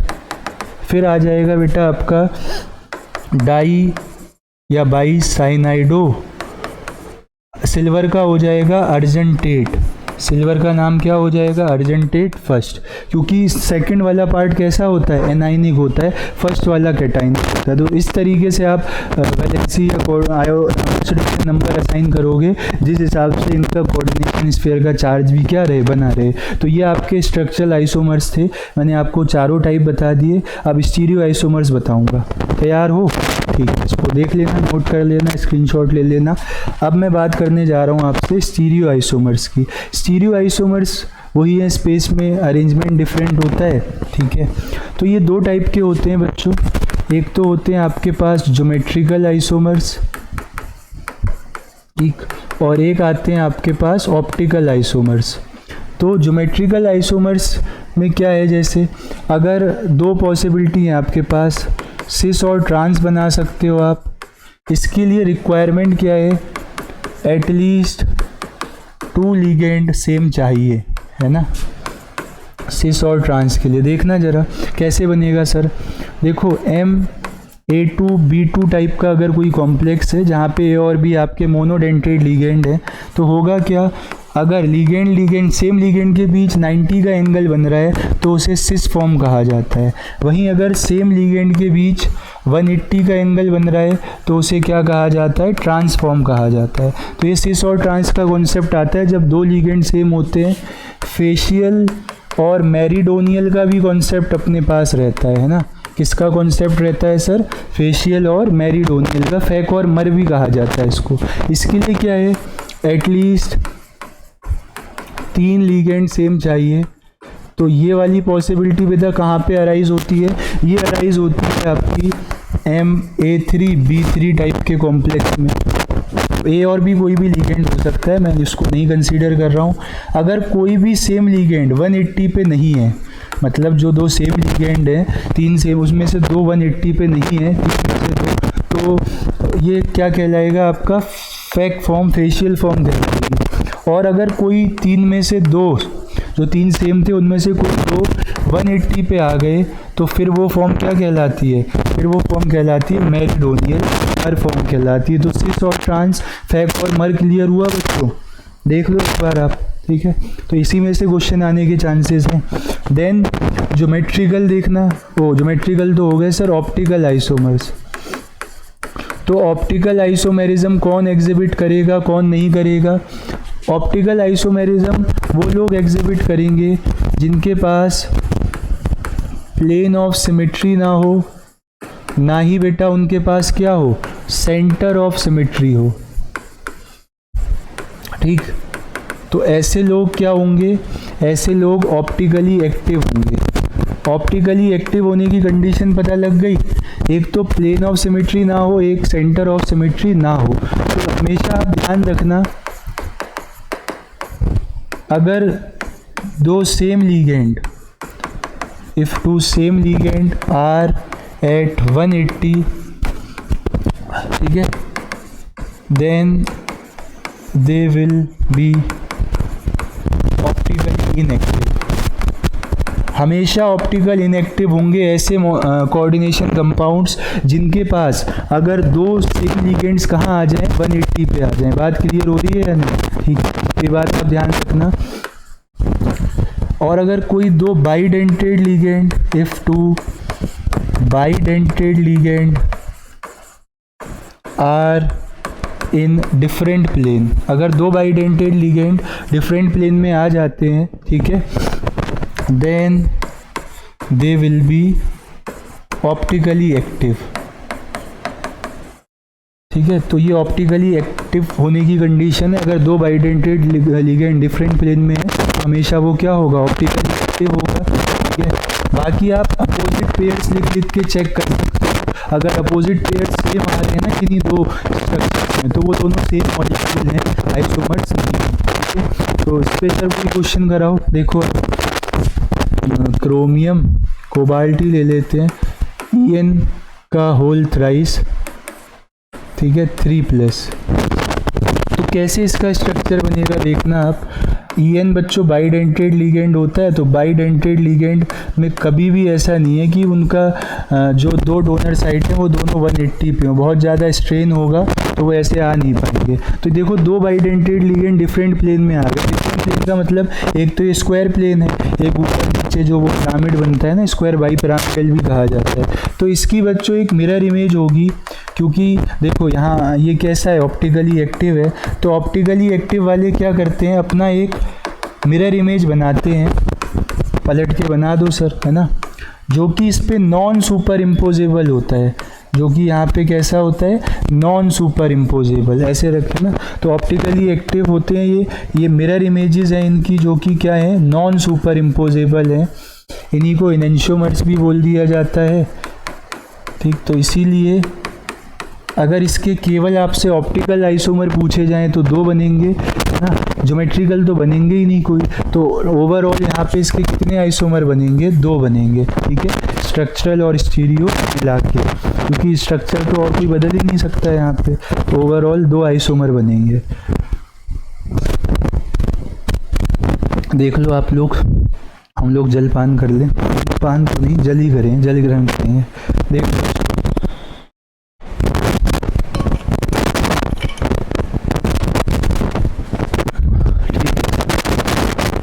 चलो आगे बढ़ा जाए। स्टीरियो आइसोमर समझ आ गए।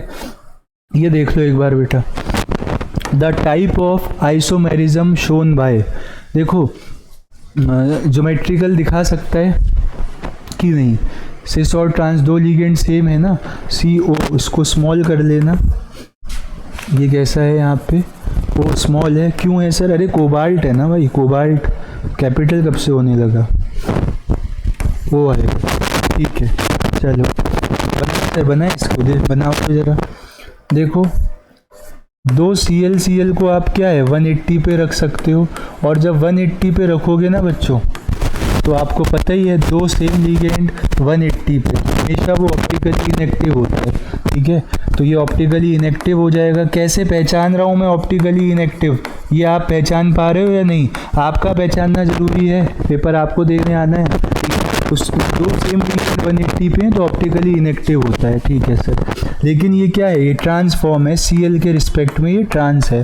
अब CL को आप सिस रख दो बच्चों, 80 पे रख दो, तो आपके दो बाइडेंटेड लिगेंड क्या है, डिफरेंट प्लेन में आ जाएंगे। ये वाला बेटा ऑप्टिकली एक्टिव हो जाएगा, यानी कि ये स्टीरियो आइसोमर्स में ऑप्टिकल भी शो कर रहे हैं, ज्योमेट्रिकल भी शो कर रहे हैं। तो यहाँ पे ऑप्टिकल का नाम दिया ही नहीं है, आयोनाइजेशन होगा नहीं, क्योंकि कोऑर्डिनेशन स्फीयर के बाहर कोई आयन नहीं है। कोऑर्डिनेशन आइसोमेरिज्म नहीं होगा, क्योंकि दो कोऑर्डिनेशन स्फीयर नहीं है। ज्योमेट्रिकल होगा, और ज्योमेट्रिकल में क्या दिखाएंगे, ये ट्रांसफॉर्म है, ये क्या है, ये सिस फॉर्म है, ठीक है। तो ज्योमेट्रिकल दिखाएंगे, लिंकेज नहीं दिखाएंगे, क्योंकि कोई एम्बीडेंटेड लिगेंड नहीं है। जितनी बात इस आइसोमेरिज्म में बताई गई, अगर उतनी भी आप आराम से सुन रहे हो, तो आइसोमेरिज्म का क्वेश्चन ऐसा नहीं है कि आप अटेम्प्ट ना कर पाओ, बहुत इजीली अटेम्प्ट करोगे और जल्दी से आप टिक करके आगे बढ़ जाओगे। तो एक बार सही से समझ लेना बात, अगर नहीं समझी आई है तो दोबारा से आप रिकॉल कर सकते हो, है ना, आपके पास ऑप्शन है।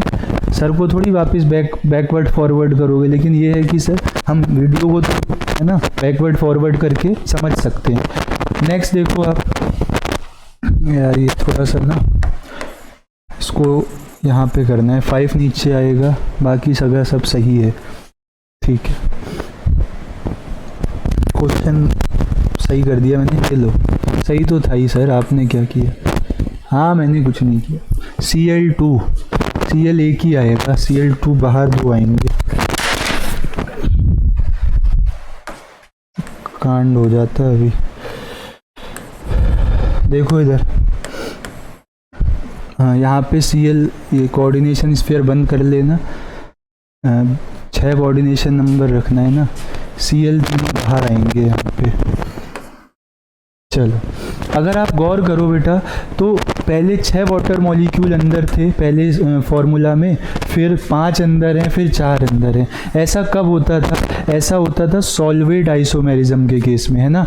उसके बाद आयोनाइजेशन वाली बात दी नहीं है, दी तो है, लेकिन कोऑर्डिनेशन नंबर आप देखो 6 लिगेंड आ रहे हैं और सबकी डेंटिसिटी 1 है, तो 6 लिगेंड आ रहे हैं, डेंटिसिटी 1 है, यानी कि कोऑर्डिनेशन नंबर कितना होगा 6। आयोनाइजेशन हो सकता था, यहाँ Cl 3 मिलते, यहाँ पे 2 मिलते, यहाँ 1, आयोनाइजेशन भी नहीं होगा, तो ये सॉल्वेट आइसोमेरिज्म होगा, क्योंकि number of water molecules differ कर रहे हैं। आप देखो पहले 6 थे कोऑर्डिनेशन स्फीयर के अंदर, अब 5 हैं, फिर 4 रह गए, तो मैंने आपको पहचान करना बता दिया, पहचानना ही है आपको। अब वहाँ दूसरे को पूरा लेक्चर थोड़ी आपको डिलीवर करना है, आपको तो क्वेश्चन अटेम्प्ट करना है और उसके लिए पहचान करना आना चाहिए सर कौन सा आइसोमर की क्या पहचान है। तो वाटर मॉलिक्यूल कोऑर्डिनेशन स्फीयर के अंदर और बाहर सेम, मतलब अंदर और बाहर डिफरेंट, हर अलग अलग स्ट्रक्चर में, तो वो क्या हो जाएगा सॉल्वेट आइसोमेरिज्म या हाइड्रेट आइसोमेरिज्म। ठीक है, तो ये क्वेश्चन आया हुआ है इसी बार, देख लो आप। और देखना number of possible isomers for the complex, इसके लिए पॉसिबल आइसोमर्स कितने होंगे, अब कुछ दिया नहीं है इन्होंने, सारी ही बात करनी पड़ेगी। ये अभी अभी तो बनाया ही था मैंने, देखो अभी अभी तो बनाया था मैंने, देखना जरा। Cl को 180 रख दिया बेटा, तो ये क्या हो गया, ये हो गई ट्रांसफॉर्म। और जब भी दो सेम लिगेंड 180 पे होते हैं, है ना, तो वो क्या होता है ऑप्टिकली इनएक्टिव होता है। तो ट्रांसफॉर्म इसकी कैसी है, ऑप्टिकली इनएक्टिव है। चलो सर, वहीं आप इसकी एक सिस फॉर्म बना लो, CO Cl और Cl यहाँ पे, ये लो En। और मैंने बताया था En बाइडेंटेड लिगेंड है, बाइडेंटेड लिगेंड अगर डिफरेंट प्लेन में है तो वो ऑप्टिकली एक्टिव होता है। ऑप्टिकली एक्टिव का मतलब इसकी और एक मिरर इमेज एग्जिस्ट करेगी जो इस पर नॉन सुपर इम्पोजिबल होगी। बनाऊँ क्या, बनाने से वैसे मुझे कोई दिक्कत नहीं है, लेकिन अपना आंसर जो था वो आ चुका है बेटा, 3 आइसोमर्स बन रहे हैं इसके, ये लो। ठीक, तो ये और इसकी एक मिरर इमेज, तो कुल मिला के 3 आइसोमर्स। तो टोटल कितने आइसोमर्स बनेंगे, 3, क्योंकि ऑप्टिकली एक्टिव भी था तो इसकी एक और मिरर इमेज एग्जिस्ट करेगी। बात समझ आ रही है या नहीं, ठीक है। तो सिस ट्रांस देखना आ गया, ऑप्टिकली एक्टिव इनएक्टिव देखना आ गया, बहुत है आपके लिए। अब आते हैं बेटा बॉन्डिंग पे, बॉन्डिंग इन कोऑर्डिनेशन कंपाउंड्स। तो हमें यहाँ पे वैलेंस बॉन्ड थ्योरी से पढ़ना है और क्रिस्टल फील्ड स्प्लिटिंग थ्योरी पढ़नी है। ठीक, तो बॉन्ड फॉर्मेशन जो है उसको आप 2 अप्रोचेज ये लोग बताएंगे, उससे समझ सकते हो। एक है वैलेंस बॉन्ड थ्योरी, तो इसमें आप ध्यान रखना, इसमें आपको ध्यान रखना है वैलेंस बॉन्ड थ्योरी में कि आपको वैकेंट करानी है orbitals, try to vacant orbitals equal to coordination number of complex compound. Complex compound का जो कोऑर्डिनेशन नंबर है उसके जितनी आप ऑर्बिटल्स खाली कराओ। खाली का मतलब पूरी खाली चाहिए, ये नहीं कि सर एक इलेक्ट्रॉन वहाँ आके बैठा हुआ है ना, पूरी खाली चाहिए अपने को तो, है ना ऑर्बिटल, तो वैसे करानी है आपको। सेंट्रल मेटल एटम जो है यूज़ करता है N-1d NS NP और ND orbitals for bonding. In orbitals का वो इस्तेमाल करेगा। सपोज अगर nth पीरियड का है तो इन ऑर्बिटल्स को वो इस्तेमाल करेगा फॉर बॉन्डिंग। तो ये भी आपको ध्यान रखना है कि किन ऑर्बिटल्स को वो बॉन्डिंग के लिए यूज़ करता है। ठीक है, ठीक है सर। और हेलोजन्स और वाटर एंड हेलोजन को अभी आप कंसीडर करके चलो वीक फील्ड लिगेंड, मतलब ये इलेक्ट्रॉन्स को पेयर अप नहीं कराएंगे, that is they will not pair up electrons. तो ये बेटा इलेक्ट्रॉन्स को पेयर अप नहीं कराएंगे, है ना, इलेक्ट्रॉन्स की पेयरिंग नहीं कराएंगे ये। तो जो ऑर्बिटल पूरी खाली है बस उसी को आप पिक कर पाओगे। लेकिन अगर कोई पेयरिंग करवा देगा, है ना, तो पेयरिंग हो जाएगी, तो जो सिंगली ऑक्यूपाइड ऑर्बिटल थी हो सकता है वो भी खाली हो जाए। ठीक, तो उसके बाद आपके पास 2 पॉसिबिलिटीज़ बचेंगी बच्चों। कोऑर्डिनेशन नंबर 6 इम्पॉर्टेंट है आपके लिए। यहाँ पे आपके पास बेटा या तो sp3d2 हाइब्रिडाइजेशन आप देखोगे या d2sp3 हाइब्रिडाइजेशन। 6 ऑर्बिटल खाली चाहिए होंगी। जब ये बाहर वाली d ऑर्बिटल यूज़ होगी तो इसको आउटर ऑर्बिटल कॉम्प्लेक्स भी बोला जाएगा। है ना, और इसको क्या कहा जाएगा, इनर ऑर्बिटल कॉम्प्लेक्स भी कहा जाएगा। तो ये है ऑन द बेसिस ऑफ कौन सी डी ऑर्बिटल यूज़ हुई है। दोनों में बेटा ज्योमेट्री ऑक्टाहेड्रल ही आएगी, दोनों में जो शेप आएगी या जो ज्योमेट्री आएगी वो क्या आएगी, ऑक्टाहेड्रल आएगी। ठीक है कि नहीं, बताओ। तो चाहे D2sp3 हो चाहे sp3d2 हो, ज्योमेट्री क्या रहेगी, ऑक्टाहेड्रल। कोऑर्डिनेशन नंबर 4 में आपके पास दो पॉसिबिलिटीज़ हैं। sp3 है बच्चों, तो sp3 है तो ये टेट्राहेड्रल होगा। ऐसा तब होगा जब d ऑर्बिटल्स खाली नहीं होंगी, जब वीक फील्ड लिगेंड होंगे। और कोऑर्डिनेशन नंबर 4 में dsp2 भी रहता है आपके पास। क्या रहता है, dsp2। तो इसमें ज्योमेट्री कैसी रहती है, इसमें ज्योमेट्री रहती है बच्चों स्क्वायर प्लेनर। कैसी ज्योमेट्री रहेगी यहाँ पे, स्क्वायर प्लेनर रहेगी। बताओ। तो ये वैलेंस बॉन्ड थ्योरी ने कुछ शेप्स वगैरह इनके प्रेडिक्ट करे थे जो आपको ध्यान रखने हैं। कोऑर्डिनेशन नंबर 4 में एक तो sp3 पॉसिबल है, एक dsp2 पॉसिबल है कोऑर्डिनेशन नंबर 4 में। ठीक है, तो ये कहानी रहेगी। इनके अलावा बाकी सब स्ट्रॉन्ग फील्ड लिगेंड रहेंगे, कोशिश करना उनसे इलेक्ट्रॉन्स क्या करवा दो, आप पेयर करवा दो। ठीक, ये बात है। तो एक आध क्वेश्चन ट्राई करें इस पे। देखो, the geometry and magnetic behaviour of the complex. तो क्वेश्चन से ज़्यादा समझ आएगा अपने को। सेंट्रल एटम पिक करो बेटा, कौन है, निकिल। तो निकिल का पहले तो ऑक्सीडेशन स्टेट निकालो। कार्बोनिल न्यूट्रल लिगेंड है, 4 लगे हैं, चारों की ऑक्सीडेशन स्टेट 0। तो यहाँ पे निकिल की ऑक्सीडेशन स्टेट कितनी आ जाएगी, 0। यानी कि निकिल जो है बेटा वो 0 ऑक्सीडेशन स्टेट में बैठा है। कन्फिग्रेशन लिखना आपको मैं बता चुका हूँ DNF में, आर्गन 18 4s2 3d8। तो क्या मैटर है यहाँ पे सारे इलेक्ट्रॉन एज इट इज़ वैसे ही हैं जैसे थे। तो देखना आप 3d पहले होगा बच्चों, 1 2 3 4, ये 3d रहा। फिर 4s, उसमें भी इलेक्ट्रॉन्स हैं 4p। इनका यूज़ करना है। आप देख रहे हो n-1d वाली बात यहाँ पे मैं फुलफिल कर रहा हूँ। n-1d यानी कि 3d, फिर ns यानी कि 4s, np यानी कि 4p और nd यानी कि 4d। तो ये ऑर्बिटल्स अपने पास हैं। अब इलेक्ट्रॉन्स फिल करो बच्चों। 4s में 2 और यहाँ पे d8, cobalt nickel copper zinc 1 2 3। अब क्या होगा, ना तो ये हेलोजन है बेटा ना वाटर है। CO जो है वो स्ट्रॉन्ग फील्ड लिगेंड की तरह एक्ट करेगा। अभी ये एजम्पशन है हमारी, इसकी ये लिमिटेशन भी है बेटा। बहुत सारी एजम्पशंस हैं VBT में, ये VBT की क्या है, लिमिटेशन है। ठीक है सर। तो बेटा ये यहाँ पे पेयर हो जाएगा, ये दोनों इधर आ जाएंगे। तो आप क्या कर रहे हो, आपने जो है वो d ऑर्बिटल्स को खाली करा, मतलब इलेक्ट्रॉन्स को पेयर करा के आपने ऑर्बिटल्स को क्या कराया, खाली कराया है। ठीक है, तो अपने को या तो dsp2 या sp3d। ठीक है, तो यहाँ पे स्ट्रॉन्ग फील्ड लिगेंड था, इलेक्ट्रॉन्स की पेयरिंग हो गई, उसके बाद भी d ऑर्बिटल खाली नहीं बचा, तो s ऑर्बिटल ही है आपके पास। कोई बात नहीं, वहाँ से ही बॉन्ड बना लेंगे। देखो पेयरिंग होने के बाद क्या पिक्चर ऑब्टेंड होगी, 1 2 3 4 5 6 7 8 9 10।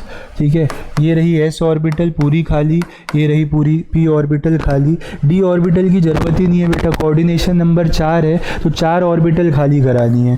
ठीक, तो ये 4 ऑर्बिटल हैं अपने पास। 4 कौन कौन सी थी, एक s 3 p, तो इसका नाम क्या हो गया, sp3। और sp3 जब होता है बच्चों तो ज्योमेट्री होती है टेट्राहेड्रल। क्या आपको कोई अनपेयर्ड इलेक्ट्रॉन दिख रहा है, नहीं, इसके पास अनपेयर्ड इलेक्ट्रॉन तो है ही नहीं सर।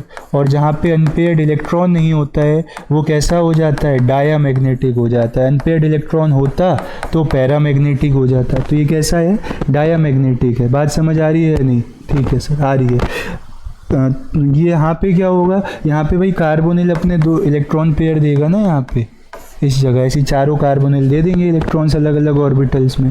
तो टेट्राहेड्रल और diamagnetic, tetrahedral geometry and diamagnetic, B option सही हो जाएगा। देख लो एक बार, बात समझ आ रही है। जो मैंने पोस्टुलेट्स लिखे थे उसको आप अप्लाई कर पा रहे हो या नहीं।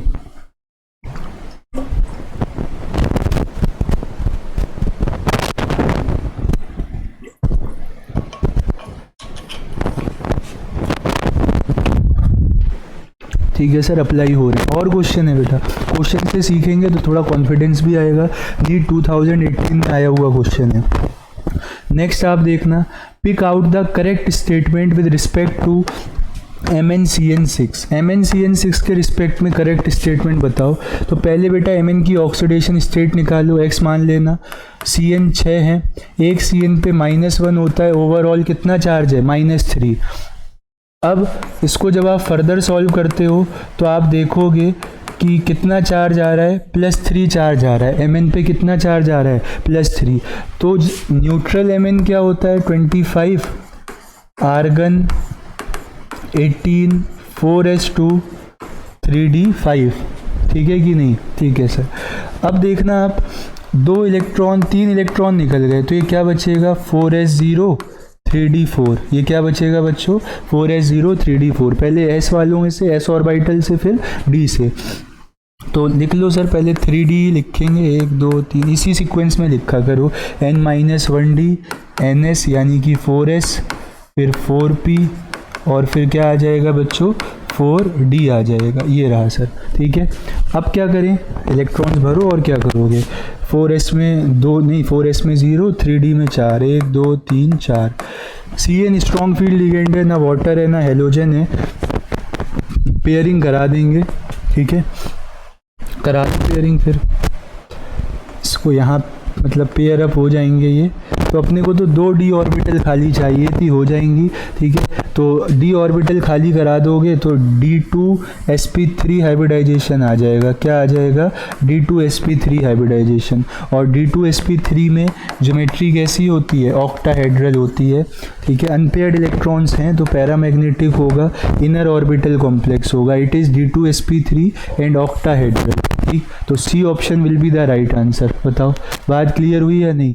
सी आंसर क्या हो जाएगा, सी ऑप्शन हो जाएगा, d2sp3 हाइब्रिडाइजेशन होगा यहाँ पे। और साथ ही साथ बच्चों ज्योमेट्री क्या रहेगी, ज्योमेट्री रहेगी ऑक्टाहेड्रल। ये नीट 2017 का क्वेश्चन है, तो आप देख रहे हो क्वेश्चन ईजी रहेंगे। और लो ये वाला आप ट्राई करना, NiCN का 4 2- एटॉमिक नंबर दे रखा है निकिल का, है हम नहीं बता सकते क्या सर? निकिल की ऑक्सीडेशन स्टेट निकाला करो, निकिल की क्या, सेंट्रल मेटल एटम की ऑक्सीडेशन स्टेट निकाला करो जब भी हाइब्रिडाइजेशन या ज्योमेट्री का क्वेश्चन होता है। तो x लेट करके निकाली सर, Cn पे -1 चार्ज है, ओवरऑल कितना है -2। तो यहाँ से आप सॉल्व करोगे, x -4 इक्वल टू -2, 4 उधर चला जाएगा, तो ये कितना हो जाएगा आपका, +4 -2 प्लस का 2। तो निकिल यहाँ पे +2 में प्रेजेंट है, तो +2 में क्या कन्फिग्रेशन बचेगी, 4s0 3d8। तो पहले n-1d ऑर्बिटल बनाया करो, 1 2 3 4 5 6 7 8। ये रहा 3d, 4s 4p। देखेंगे ज़रूरत किसकी पड़ेगी, एक बार लिख तो लें सारा, 4d। 4 कोऑर्डिनेशन नंबर है इसका, तो 4 ऑर्बिटल खाली करानी पड़ेगी मुझे। Cn यूनिडेंटेड मोनोडेंटेड लिगेंड है, number of ligand 4 into denticity 1, यानी कि कोऑर्डिनेशन नंबर 4 है। तो मुझे कुल मिला के 4 ऑर्बिटल्स खाली चाहिए 4 कोऑर्डिनेट बॉन्ड बनाने के लिए। बताओ, तो 4 ऑर्बिटल खाली कराओ आप। Cn स्ट्रॉन्ग फील्ड लिगेंड है, पेयरिंग करा देगा, पेयरिंग करा देगा तो एक d ऑर्बिटल खाली हो जाएगी, s खाली पड़ी है, 2 p में से ले लेंगे, dsp2। और जब भी बेटा dsp2 होता है तो ज्योमेट्री कैसी होती है, स्क्वायर प्लेनर। dsp2 में ज्योमेट्री कैसी हो जाती है, स्क्वायर प्लेनर। ए ऑप्शन सही हो जाएगा, ठीक है। देख लो पिछले वाले में सही किया था ना हमने, गलत तो मार्क नहीं कर दिया था, d2sp3 ऑक्टाहेड्रल, ठीक है। VBT की लिमिटेशंस देखना बच्चों, वैलेंस बॉन्ड थ्योरी की लिमिटेशन क्या क्या है एक बार जल्दी से पढ़ लो। तो बहुत सारी एजम्पशंस हैं। मान लो सर, आप कहते थे मान लो वाटर और हेलोजेंस क्या है, वीक फील्ड लिगेंड। तो एजम्पशन बहुत सारी हैं। साथ ही साथ बच्चों ये बॉन्डिंग को बस क्वालिटेटिवली समझाता है, क्वांटिटेटिव एस्टिमेशन तो करता ही नहीं है बॉन्डिंग के बारे में, है ना, कि कितना ऑर्बिटल्स की एनर्जी कम ज़्यादा हुई, कुछ नहीं बताता है। उसके बाद मैग्नेटिक प्रॉपर्टीज़ को भी एक्सप्लेन नहीं करता है, ठीक है। साथ ही साथ थर्मोडायनेमिक्स के बारे में भी कुछ नहीं बताता है, थर्मोडायनेमिक्स और काइनेटिक स्टेबिलिटीज़ के बारे में। एग्जैक्ट प्रेडिक्शन नहीं कर पाता है कि 4 कोऑर्डिनेशन नंबर में कब टेट्राहेड्रल होगा, कब स्क्वायर प्लेनर, वो तो सर आपने एज्यूम कर रखा है, तब बता पाते हो। साथ ही साथ स्ट्रॉन्ग और वीक लिगेंड्स को भी ये डिस्टिंग्विश नहीं कर पाता है। एजम्पशन है कि वाटर और हाइड्रोजन वीक होते हैं, बट कोई प्रूफ नहीं है, तो ये डिस्टिंग्विश नहीं कर पाता है स्ट्रॉन्ग और वीक फील्ड लिगेंड्स को। तो वैलेंस बॉन्ड थ्योरी की लिमिटेशन समझ आई आपको? Yes sir. तो एक बार रीड कर लो इसको, लिमिटेशंस देके आपसे पूछ सकते हैं कौन सी लिमिटेशन नहीं है। नेक्स्ट थ्योरी बेटा जो बॉन्डिंग को एक्सप्लेन करती है कोऑर्डिनेशन कंपाउंड में, वो है क्रिस्टल फील्ड थ्योरी। इनका कहना ये है कि जो मेटल की डी ऑर्बिटल होती है वो पहले तो डी जनरेट होती है, मतलब सारे ऑर्बिटल्स की एनर्जी सेम होती है, लेकिन जैसे जब लिगेंड अप्रोच करता है तो कुछ ऑर्बिटल्स बहुत चौड़ में आ जाते हैं, कहते हैं यार अब तो हम बॉन्ड बनाने जा रहे हैं, है ना, तो उन जब चौड़ में आएंगे तो उनकी एनर्जी बढ़ जाएगी। लेकिन law of conservation of energy भी तो फुलफिल करना है सर, तो जितनी उन ऑर्बिटल्स की एनर्जी बड़ी होगी तो जो बाकी की ऑर्बिटल्स होंगी उनकी एनर्जी फिर क्या हो गई होगी, और कम भी हो गई होगी। तो समझते हैं जरा कैसे हुआ होगा ये, क्रिस्टल फील्ड थ्योरी में आपसे बात करेंगे। देखो ये स्प्लिटिंग के बारे में बताता है, तो इसको मैं एक्सप्लेन, एक बार पोस्टुलेट्स पढ़ लो। The splitting of d orbitals of metal ion into lower and higher energy level due to approach of ligand। ligand ने अप्रोच किया तो ऑर्बिटल्स स्प्लिट हो गए हाइयर एनर्जी और लोअर एनर्जी लेवल में, तो इसको एक्सप्लेन किया गया है बच्चों क्रिस्टल फील्ड थ्योरी की हेल्प से। नेक्स्ट जो पांचों डी ऑर्बिटल हैं गैसियस स्टेट में, वो पहले क्या होती हैं, डी जनरेट। डी जनरेट का मतलब इनकी एनर्जी सेम होती है, ठीक है। उसके बाद होता क्या है, जब नेगेटिवली चार्ज लिगेंड जो है इन्हें अप्रोच करते हैं तो मेटल के पास भी अपने इलेक्ट्रॉन्स होते हैं, रिपल्शन होता है, एनर्जी बढ़ जाती है, तो डी जनरेसी अब क्या है, स्प्लिट हो जाती है depending upon the nature of crystal field. यानी कि ऑक्टाहेड्रल है या टेट्राहेड्रल, उसके हिसाब से अलग अलग स्प्लिटिंग हो जाती है। बताओ बात समझ आ रही है? CFT में क्या बताया गया था, ठीक है। तो क्रिस्टल फील्ड स्प्लिटिंग कैसे होती है समझना आप बेटा। डी ऑर्बिटल्स जो हैं आपके पास 5 प्रकार की होती हैं। एक होती हैं सर DXY, DYZ। अगर मैं इसको x एक्सिस बोल दूं, इसको y एक्सिस, तो इनके बीच में लाई कर रहा है, ये DXY है। अगर इसको x एक्सिस बोल दें, इसको z एक्सिस बोल दें, तो ये DZX है। और YZ भी हो सकता है, अगर इसको Y और इसको Z बोल दिया तो ये क्या हो जाएगा, ये DYZ हो जाएगा। तो ये तीनों ऑर्बिटल्स ऐसी हैं जिनकी लोब्स जो है ना, ये जो इलेक्ट्रॉन पाए जाने वाला जो पोर्शन है वो उसे लोब कहा जाता है। लोब्स जो है वो एक्सिस के बीच में है। लेकिन 2 टाइप की डी ऑर्बिटल ऐसी होती हैं जिनकी जो लोब है बच्चों वो अलोंग द एक्सिस होती है। 2 टाइप की डी ऑर्बिटल ऐसी हैं जिनकी लोब क्या होती है, अलोंग द एक्सिस होती है। तो ये क्या है आपके पास, DX2Y2 है ना। और एक आता है आपका DZ2। तो ये डबल डम्बल डोनट टाइप होता है, एक पीछे को लोब निकला होता है, DZ2 है। इनकी लोब्स क्या होती हैं, इनकी लोब्स होती हैं बेटा अलोंग द एक्सिस, मतलब इलेक्ट्रॉन डेंसिटी वाला पोर्शन एक्सिस पे ही लाई करता है। ये डम्बल और डोनट टाइप का होता है, डोनट शेप होता है DZ2। और बाकी D orbitals double dumbbell shape होती हैं। बात समझ आ रही है या नहीं, ठीक है। तो जब लिगेंड अप्रोच करेगा बेटा तो पहले कहाँ से करेगा बताओ, ऐसे वो झांक रहा होगा तो देखेगा यार यहाँ तो रास्ता कुछ पता ही नहीं है अपने को, यहाँ पता है, देखो यहाँ आना है, बोले यहाँ से आना है ना, x एक्सिस से आना है, y एक्सिस से आना है, कहाँ से आना है वो यहाँ पे पता लग रहा है। तो ये वाली जो ऑर्बिटल्स हैं, कहती हैं यार इलेक्ट्रॉन आ रहा है हमारे पास, लिगेंड आ रहा है, बॉन्ड बनाने है, बाकियों को साइड कर देते हैं एकदम, है ना, इनकी एनर्जी ज़्यादा हो जाती है। तो 2 ऑर्बिटल्स तो हाइयर एनर्जी सेट में चले जाते हैं, जो कि कौन है, DX2Y2 और DZ2। और ये जो है 3, इनकी एनर्जी कम हो जाती है। तो मैं आपको स्प्लिटिंग दिखाता हूँ बेटा किस तरीके से होती है, देखना। ये जो था आपके पास, ये डी ऑर्बिटल्स थी फ्री स्टेट में, डी ऑर्बिटल्स थी फ्री स्टेट में। जैसे ही लिगेंड ने अप्रोच किया इनकी एनर्जी थोड़ी सी क्या हुई, इंक्रीज हुई। ये देखो यहाँ पे डी ऑर्बिटल्स हैं, ये कब है, व्हेन लिगेंड अप्रोचेस, अप्रोच जब कर रहा है तो थोड़ी सी एनर्जी बढ़ी, लेकिन और पास आया तो देखा कि 2 सेट में इंक्रीज हो गया बच्चों। ये किस प्रकार, एक तो आया आपके पास D X square Y square, और एक क्या आया डी जेड स्क्वायर, और एक सेट आया डी एक्स वाई वाला, डी वाई जेड वाला और डी जेड एक्स वाला। ठीक है, तो ये रिप्रेजेंटेशन देख लेना, आपको सही से नज़र आ रही है या नहीं। ठीक, अब स्प्लिटिंग हो गई, तो ये बैरी सेंटर कहलाता है बेटा। देखो पूरा जो स्प्लिटिंग होती है ना, पूरी जो एनर्जी है इनके बीच, उसे कहा जाता, उसे रिप्रेजेंट किया जाता है डेल नॉट से, और इसे कहा जाता है क्रिस्टल फील्ड स्प्लिटिंग एनर्जी या stabilising energy in octahedral field. तो ये ऑक्टाहेड्रल फील्ड की कहानी है। जितनी CFSE नेगेटिव होगी उतना कंपाउंड क्या होगा, स्टेबल होगा। ठीक, अब यहाँ देखो, इसमें ऊपर वाले इलेक्ट्रॉन्स को एनर्जी कैसे दोगे आप, ऊपर देखो 2 ऑर्बिटल्स गई हैं, है ना, और नीचे क्या गई हैं आपके पास 3 ऑर्बिटल्स। तो उल्टा कर देना है, यहाँ पे 3/5 हो जाएगा बेटा, इसका क्या हो जाएगा 3/5 डेल नॉट, यानी कि प्लस का 0.6 डेल नॉट। इन इलेक्ट्रॉन्स को जो एनर्जी मिलेगी वो प्लस की 0.6 डेल नॉट मिलेगी, और यहाँ जो इलेक्ट्रॉन्स जाएंगे यहाँ पे, है ना, उनकी एनर्जी कितनी हो जाएगी, उनकी एनर्जी हो जाएगी बेटा -0.4 डेल नॉट। तो इलेक्ट्रॉन्स CFSE ऐसी कैलकुलेट की जाएगी, कितने इलेक्ट्रॉन्स यहाँ पे आए मल्टीप्लाई बाय ये एनर्जी, कितने इलेक्ट्रॉन्स यहाँ आए मल्टीप्लाई बाय ये एनर्जी, प्लस कर देना, और देखेंगे बाकी पेयरिंग कराने में अगर कुछ एनर्जी लगी होगी तो वो। टेट्राहेड्रल में जस्ट उल्टा क्रिस्टल फील्ड स्प्लिटिंग डायग्राम रहता है ना।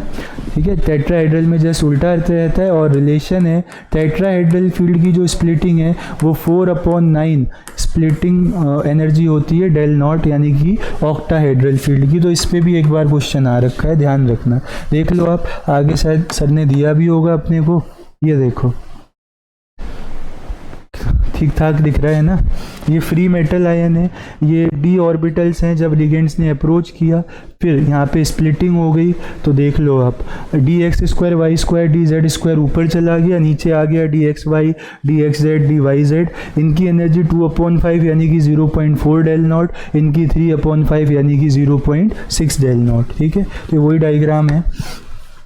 चल, उसके बाद क्या करोगे आप, कैसे डिसाइड करोगे इलेक्ट्रॉन्स की फिलिंग। तो देखो बेटा, 2 टाइप की एनर्जी होती है, एक तो होती है क्रिस्टल फील्ड स्प्लिटिंग एनर्जी या फिर पेयरिंग एनर्जी। जो एनर्जी कम होगी ना, सिस्टम वो वाला काम करेगा भाई, उसको कम एफर्ट करना पड़ेगा ना वहाँ पे। अब तुम थोड़ी इलेक्ट्रॉन उठा के यहाँ से वहाँ रखोगे, सिस्टम को खुद वर्क करना है कॉम्प्लेक्स कंपाउंड को, तो देखेगा वो जिस काम में कम एनर्जी लग रही है पहले वो कर देगा।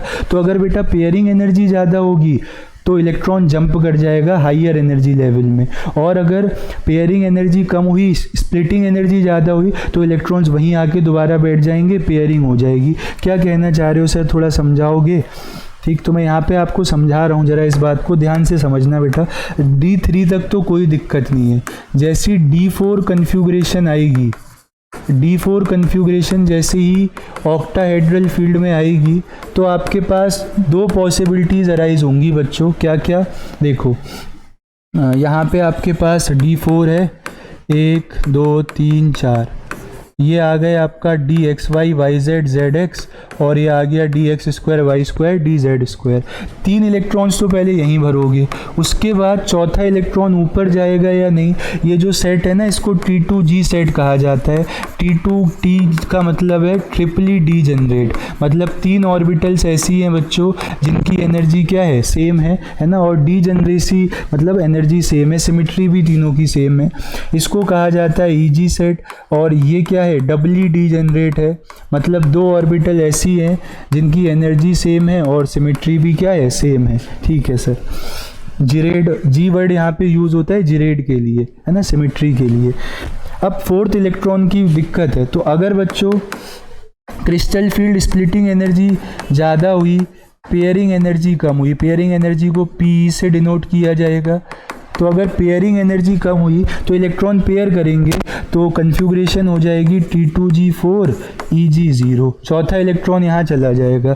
लेकिन वहीं अगर पेयरिंग एनर्जी ज़्यादा हुई तो इलेक्ट्रॉन क्या करेगा, जंप कर जाएगा ऊपर, और कन्फ्यूग्रेशन हो जाएगी T2G3 EG0।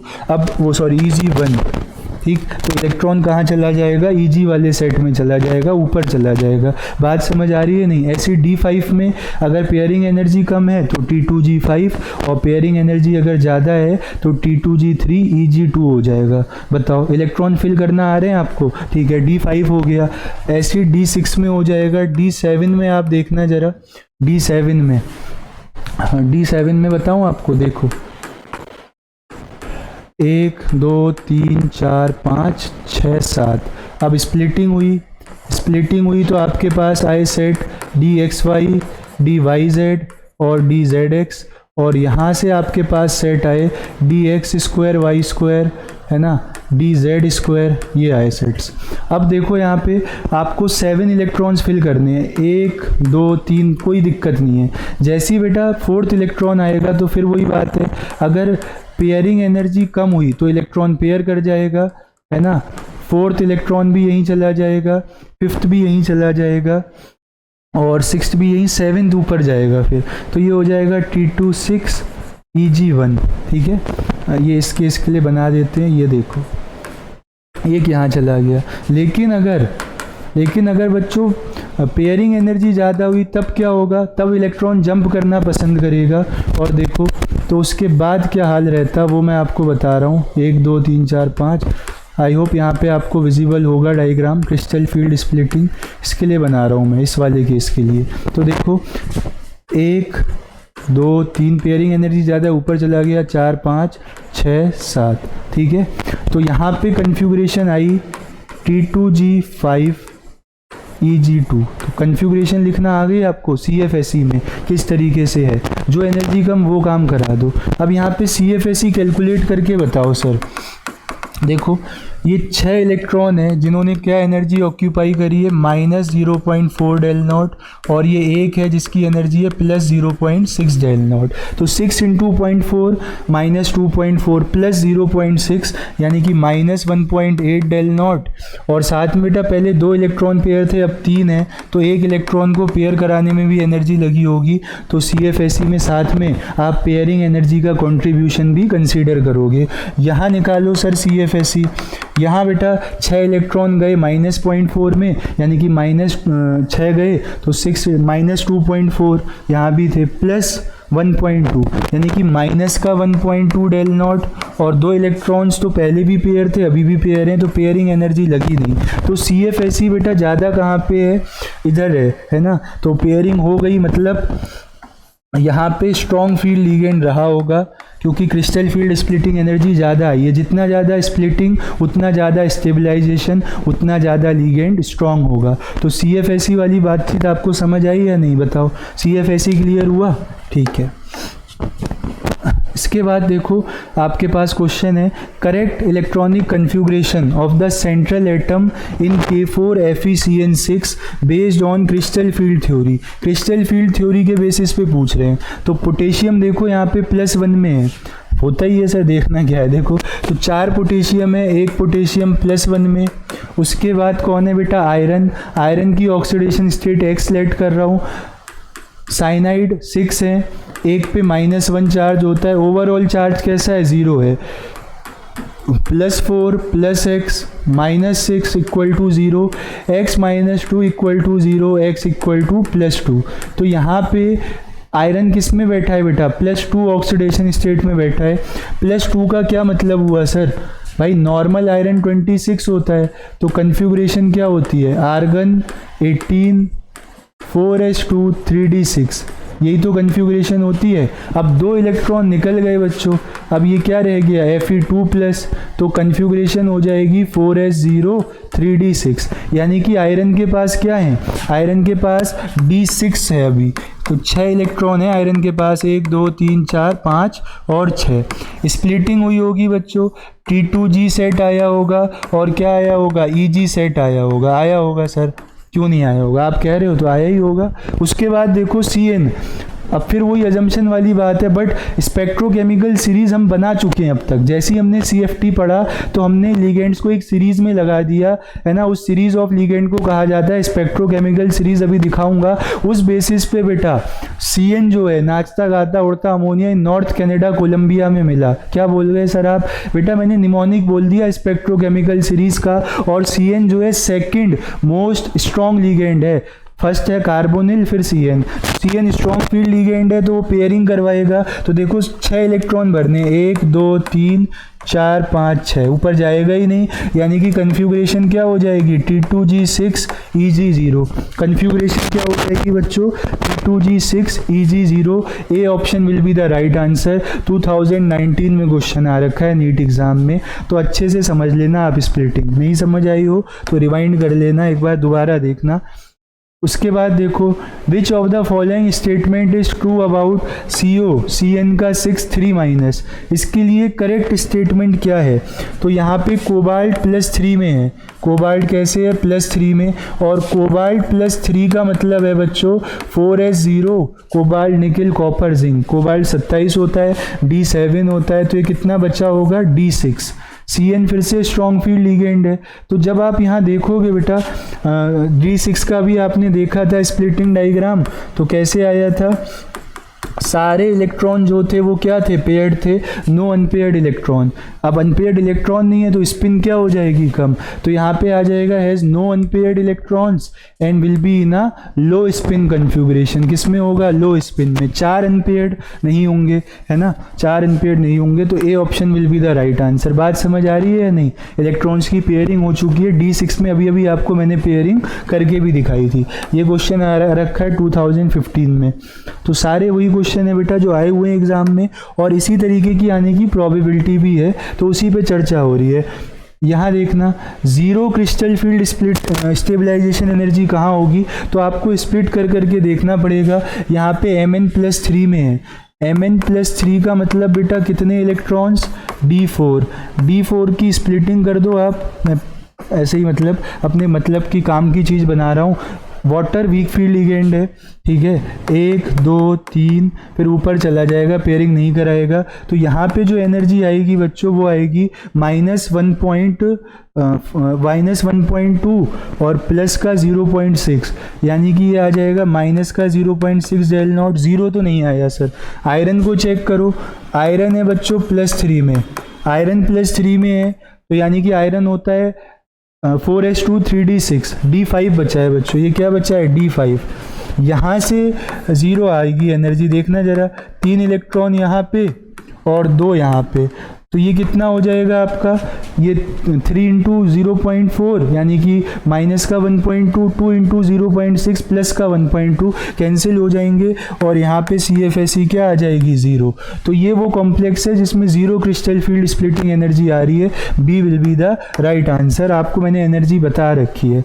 इसके बाद देखो बेटा मैग्नेटिक मूवमेंट 1.73 कहाँ आएगा? तो हमेशा ध्यान रखा करो मैग्नेटिक मूवमेंट जो होता है वो n+0.75 के आसपास होता है। मतलब जितने अनपेयर्ड इलेक्ट्रॉन हैं उससे +0.75 आप कर देना, उतने आपके पास क्या होंगे? अनपेयर्ड इलेक्ट्रॉन्स होते होंगे सर। तो 1.73 का मतलब क्या है? एक अनपेयर्ड इलेक्ट्रॉन रह गया हो। तो एक अनपेयर्ड इलेक्ट्रॉन कहाँ रहा होगा बच्चों? ध्यान से आप देखना, CuNH3 का होल 4, तो यहाँ पे कॉपर +2 में है। कॉपर +2 का मतलब 4s0 3d9, यही तो मतलब है कॉपर +1 का, है ना। चलो यहाँ चेक करना, निकिल +2 में है, cobalt nickel copper zinc D8, ठीक है, D8 है सर। 1 2 3 4, 1 2 3 4 5 6 7 8 हैं सर। उसके बाद CN स्ट्रॉन्ग फील्ड लिगेंड है, पेयरिंग करा देगा, तो एक भी अनपेयर्ड इलेक्ट्रॉन नहीं बचेगा यहाँ पे, है ना। तो ये भी क्या है? अनपेयर्ड इलेक्ट्रॉन नहीं है, तो यहाँ पे ये 1.73 नहीं शो कर रहा होगा, ठीक है। इसके बाद अभी तो CFT चल रहा है सर, इसके बाद कलर चलेगा, है ना, वो लास्ट वाले टॉपिक्स हैं इसके बाद, ठीक है। यहाँ तक पहुँच गए। वो PD में कर रही थी मैम की क्लास, PD तो ले ही नहीं गए आप। अच्छा यहाँ पे आ गए, ये क्वेश्चन कर रहे हैं, कलर पढ़ाना है और ये टॉपिक पढ़ाना है। रुक रहे हो? ठीक। उसके बाद COCl6 4-, तो यहाँ पे आप देखो कोबाल्ट, यहाँ पे कोबाल्ट क्या है 2+ में है, कोबाल्ट 2+ में है, तो कोबाल्ट 2+ की कन्फिग्रेशन क्या होगी बताओ? 28 होता है कि 27? 27 होता है sir atomic number, 27 atomic number है, तो D7 बचा होगा। क्या बचा होगा? D7। और Cl यार स्ट्रॉन्ग फील्ड लिगेंड भी है, 1 2 3 4 5 6 7, तो यहाँ पे देखो पेयरिंग होगी नहीं, 3 अनपेयर्ड इलेक्ट्रॉन रहेंगे, तो यहाँ तो 0 आ रहा है मैग्नेटिक मोमेंट, यहाँ 3 पॉइंट कुछ आएगा, ठीक है। तो आपके पास पॉसिबिलिटी ये वाली ही बच रही है, CuNH3 होल 2+, 4s2 3d9 भी आ रहा है, ठीक है। और यहाँ पे हाइगन्स प्रिंसिपल लगता है, इलेक्ट्रॉन जंप करता है, तो अपने हिसाब से ए ऑप्शन जो है वो मोस्ट अप्रोप्रिएट बन रहा है, ठीक है। एक बार इसका हम चेक कर लेते हैं क्या कहानी है। D9 में ही एक अनपेयर्ड इलेक्ट्रॉन बचेगा, कहाँ बचेगा बच्चों? D9 में ही एक अनपेयर्ड इलेक्ट्रॉन बचा होगा, ठीक है। कंफर्मेशन कहाँ से पिक किया था सर ये क्वेश्चन? अभी आए थे सर, पूछा भी नहीं मैंने। है तो PYQ ही है ना, है क्या है अपने पास? ये PYQ ही है, तो कॉपर वाला ही लग रहा है, D9 है इसके पास, है ना, तो कॉपर वाला आंसर जो है वो करेक्ट हो जाएगा। ये लो, इन सब के लिए तो सारी स्ट्रॉन्ग फील्ड होते हैं, 3D और वो 4D और 5D वालों के लिए तो वो पेयरिंग करा लेंगे। क्रिस्टल फील्ड स्टेबलाइजिंग एनर्जी कितनी है? 18,000 है। तो इसके बाद आपसे CFSE पूछी है इसके लिए, तो ये टेट्राहेड्रल बना होगा, तो कितना होता है relation? del T = 4/9 del not, 4/9 del not की वैल्यू कितनी है? 18,000। तो इसको आप सॉल्व कर लो, 2000, ये कितना आ जाएगा? 8000 सेंटीमीटर इनवर्स। करेक्ट आंसर कितना हो जाएगा? 8000 सेंटीमीटर इनवर्स, ठीक है। तो नीट 2019 एग्ज़ाम में आया हुआ है, बोर्ड एग्ज़ाम तक में ऐसा क्वेश्चन आया, तो ये गलत मत करके आना। अब बात करेंगे बेटा कलर की। देखो किसी भी कंपाउंड में कलर आता क्यों है सर? जो वो d ऑर्बिटल्स आपने स्प्लिट करके दिखाए थे ना, तो लोअर एनर्जी की ऑर्बिटल से इलेक्ट्रॉन क्या करता है, जैसे ही उस पर लाइट इंसिडेंट होती है वो एनर्जी एब्जॉर्ब करके हायर एनर्जी लेवल में जाता है, वहाँ देखता है यहाँ तो कोई फ़ायदा हो ही नहीं रहा है, एनर्जी ज़्यादा स्टेबिलिटी कम थर्मोडाइनमिकली, फिर वो इलेक्ट्रॉन रिटर्न करता है तो एनर्जी एमिट करता है, तो वो अगर एनर्जी विजिबल रीजन में लाई करती है तो हमें कलर दिखता है, कंपाउंड कलर होता है। तो ये इलेक्ट्रॉन ने ट्रांजिशन किया ना, तो कलर का कॉज क्या रहता है बच्चों? यहाँ पे कलर का कॉज रहता है आपका DD ट्रांजिशन, ठीक है। तो कलर का कॉज यहाँ पे क्या आएगा? DD ट्रांजिशन आएगा, यही रिस्पॉन्सिबल रहेगा कलर ऑफ कंपाउंड्स के लिए। तो DD ट्रांजिशन सब में होता है सर, D1 से D9 में होता है, D10 में नहीं हो पाएगा, D0 में नहीं हो पाएगा। फिर भी कुछ लोग D10 D0 होने के बाद भी कलर दिखाते हैं, तो उनके कलर आने का कॉज होता है charge transfer, ligand to metal charge transfer हो जाता है कि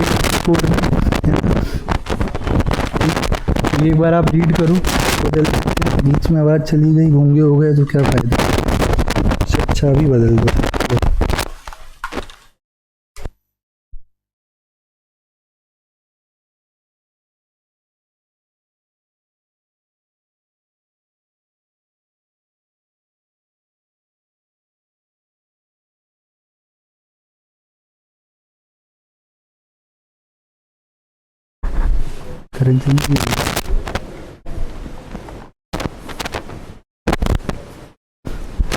ठीक है, तो कलर का कॉज पता लग गया सर, LMCT है। जो जिस कलर की लाइट एब्जॉर्ब होती है ना, उसके जो कॉम्प्लीमेंट्री कलर होता है उसका वो दिखता है, जैसे कलर व्हील आपको विबग्योर अगर ध्यान हो तो, ठीक है। तो कॉम्प्लीमेंट्री कलर दिखता है। विबग्योर बनाने के लिए अपन को क्या करना पड़ेगा? कितने कलर चाहिए? 7, 1 2 3 4 5 6, ये लो विबग्योर। कुछ रह गया यार, ये तो मतलब कॉम्प्लीमेंट्री कलर दिखता है, मैं ये बताना चाह रहा हूँ। ये सेव हो गया है, क्लीन कर दो। चलो आगे चलते हैं बच्चों। कुछ कोऑर्डिनेशन कॉम्प्लेक्स में कलर चार्ज ट्रांसफ़र की वजह से होता है, मैंने आपको बता दिया था। कहीं का D0 D10 तो सर ने कलरलेस बताए। इंपॉर्टेंस सुन लो बेटा, मैचिंग वगैरह में आ सकता है।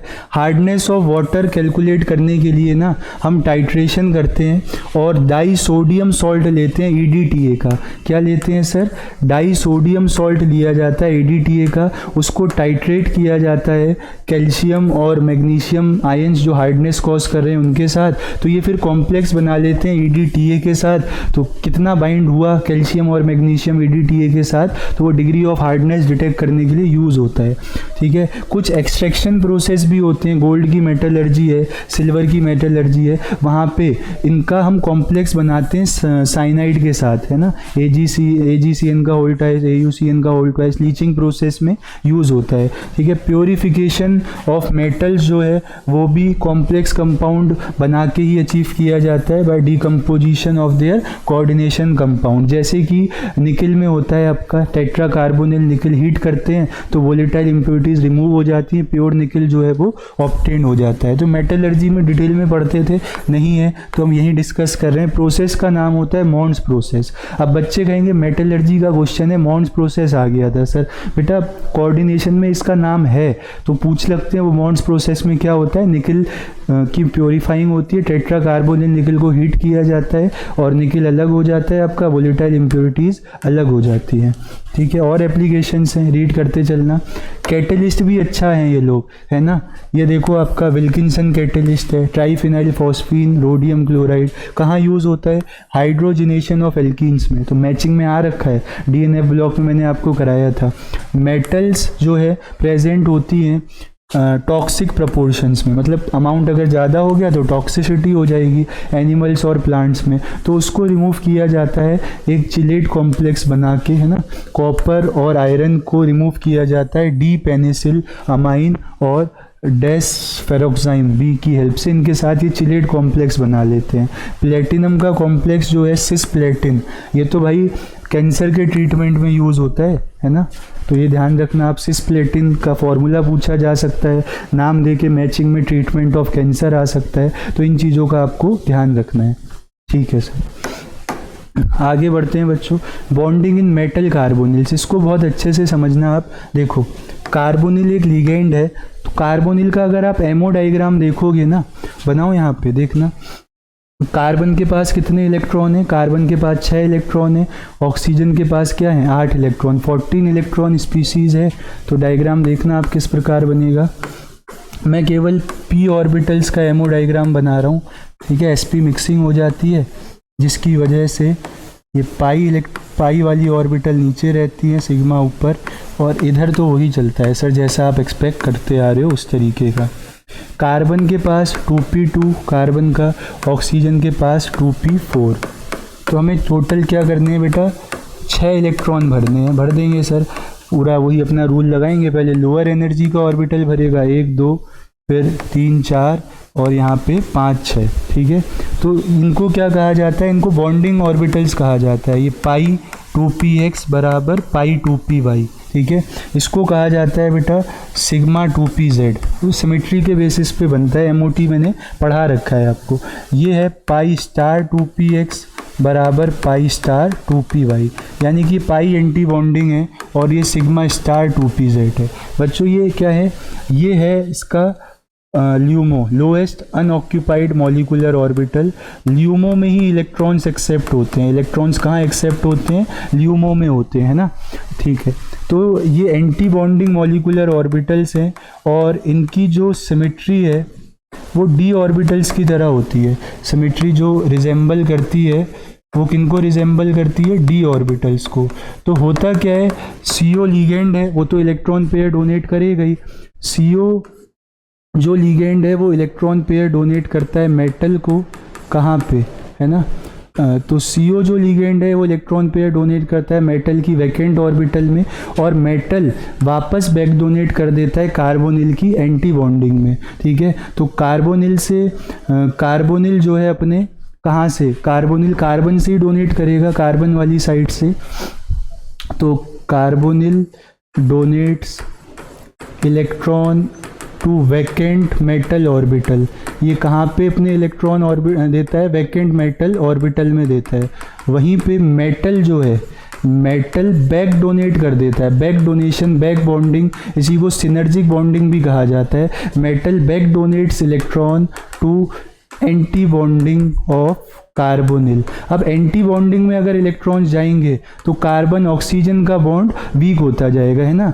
Donate electron to anti bonding of carbon due to which, जिसकी वजह से होता क्या है बेटा, मेटल कार्बन बॉन्ड तो, है ना, मेटल कार्बन बॉन्ड तो स्ट्रेंथन हो जाता है, बट कार्बन ऑक्सीजन बॉन्ड जो है वो वीक हो जाता है। इसका कॉन्सिक्वेंस समझ आया आप? यार मेटल और कार्बन के बीच तो स्ट्रॉन्ग अच्छा हो जाएगा, बॉन्ड अच्छा हो जाएगा, लेकिन जो कार्बोनिल के एंटी बॉन्डिंग में इलेक्ट्रॉन गए ना, तो कार्बन और ऑक्सीजन के बीच का बॉन्ड क्या हो जाएगा? वीक। बॉन्ड वीक हो जाएगा तो क्या है, बॉन्ड स्ट्रेंथ कम हो जाएगी, है ना, बॉन्ड स्ट्रेंथ कम हो जाएगी, बॉन्ड स्ट्रेंथ कम हो जाएगी, बॉन्ड लेंथ बढ़ जाएगी। तो ऐसे क्वेश्चन आपसे पूछा जा सकता है। इसी तरीके की बॉन्डिंग को बेटा सिनर्जिक बॉन्डिंग कहा जाता है। इस बॉन्डिंग को क्या कहा जाता है? सिनर्जिक बॉन्डिंग कहा जाता है। सिनर्जिक मतलब होता है कोऑपरेशन के साथ, है ना, तो ये सिनर्जिक बॉन्डिंग ही है। इसको बैक बॉन्डिंग भी कहा जाता है। जो मेटल डोनेट करता है उसको क्या कहा जाता है? बैक बॉन्डिंग कहा जाता है। तो बैक बॉन्डिंग से मेटल कार्बन बॉन्ड स्ट्रांग होता है, but carbon oxygen bond weak हो जाता है। तो बुक में एक हेडिंग है बॉन्डिंग इन मेटल कार्बोनिल, इसको जरूर रीड करना। अब इससे कैसा क्वेश्चन आया ये मैं आपको बता देता हूँ, इसको आप सेव कर लेना अपने पास, ठीक है।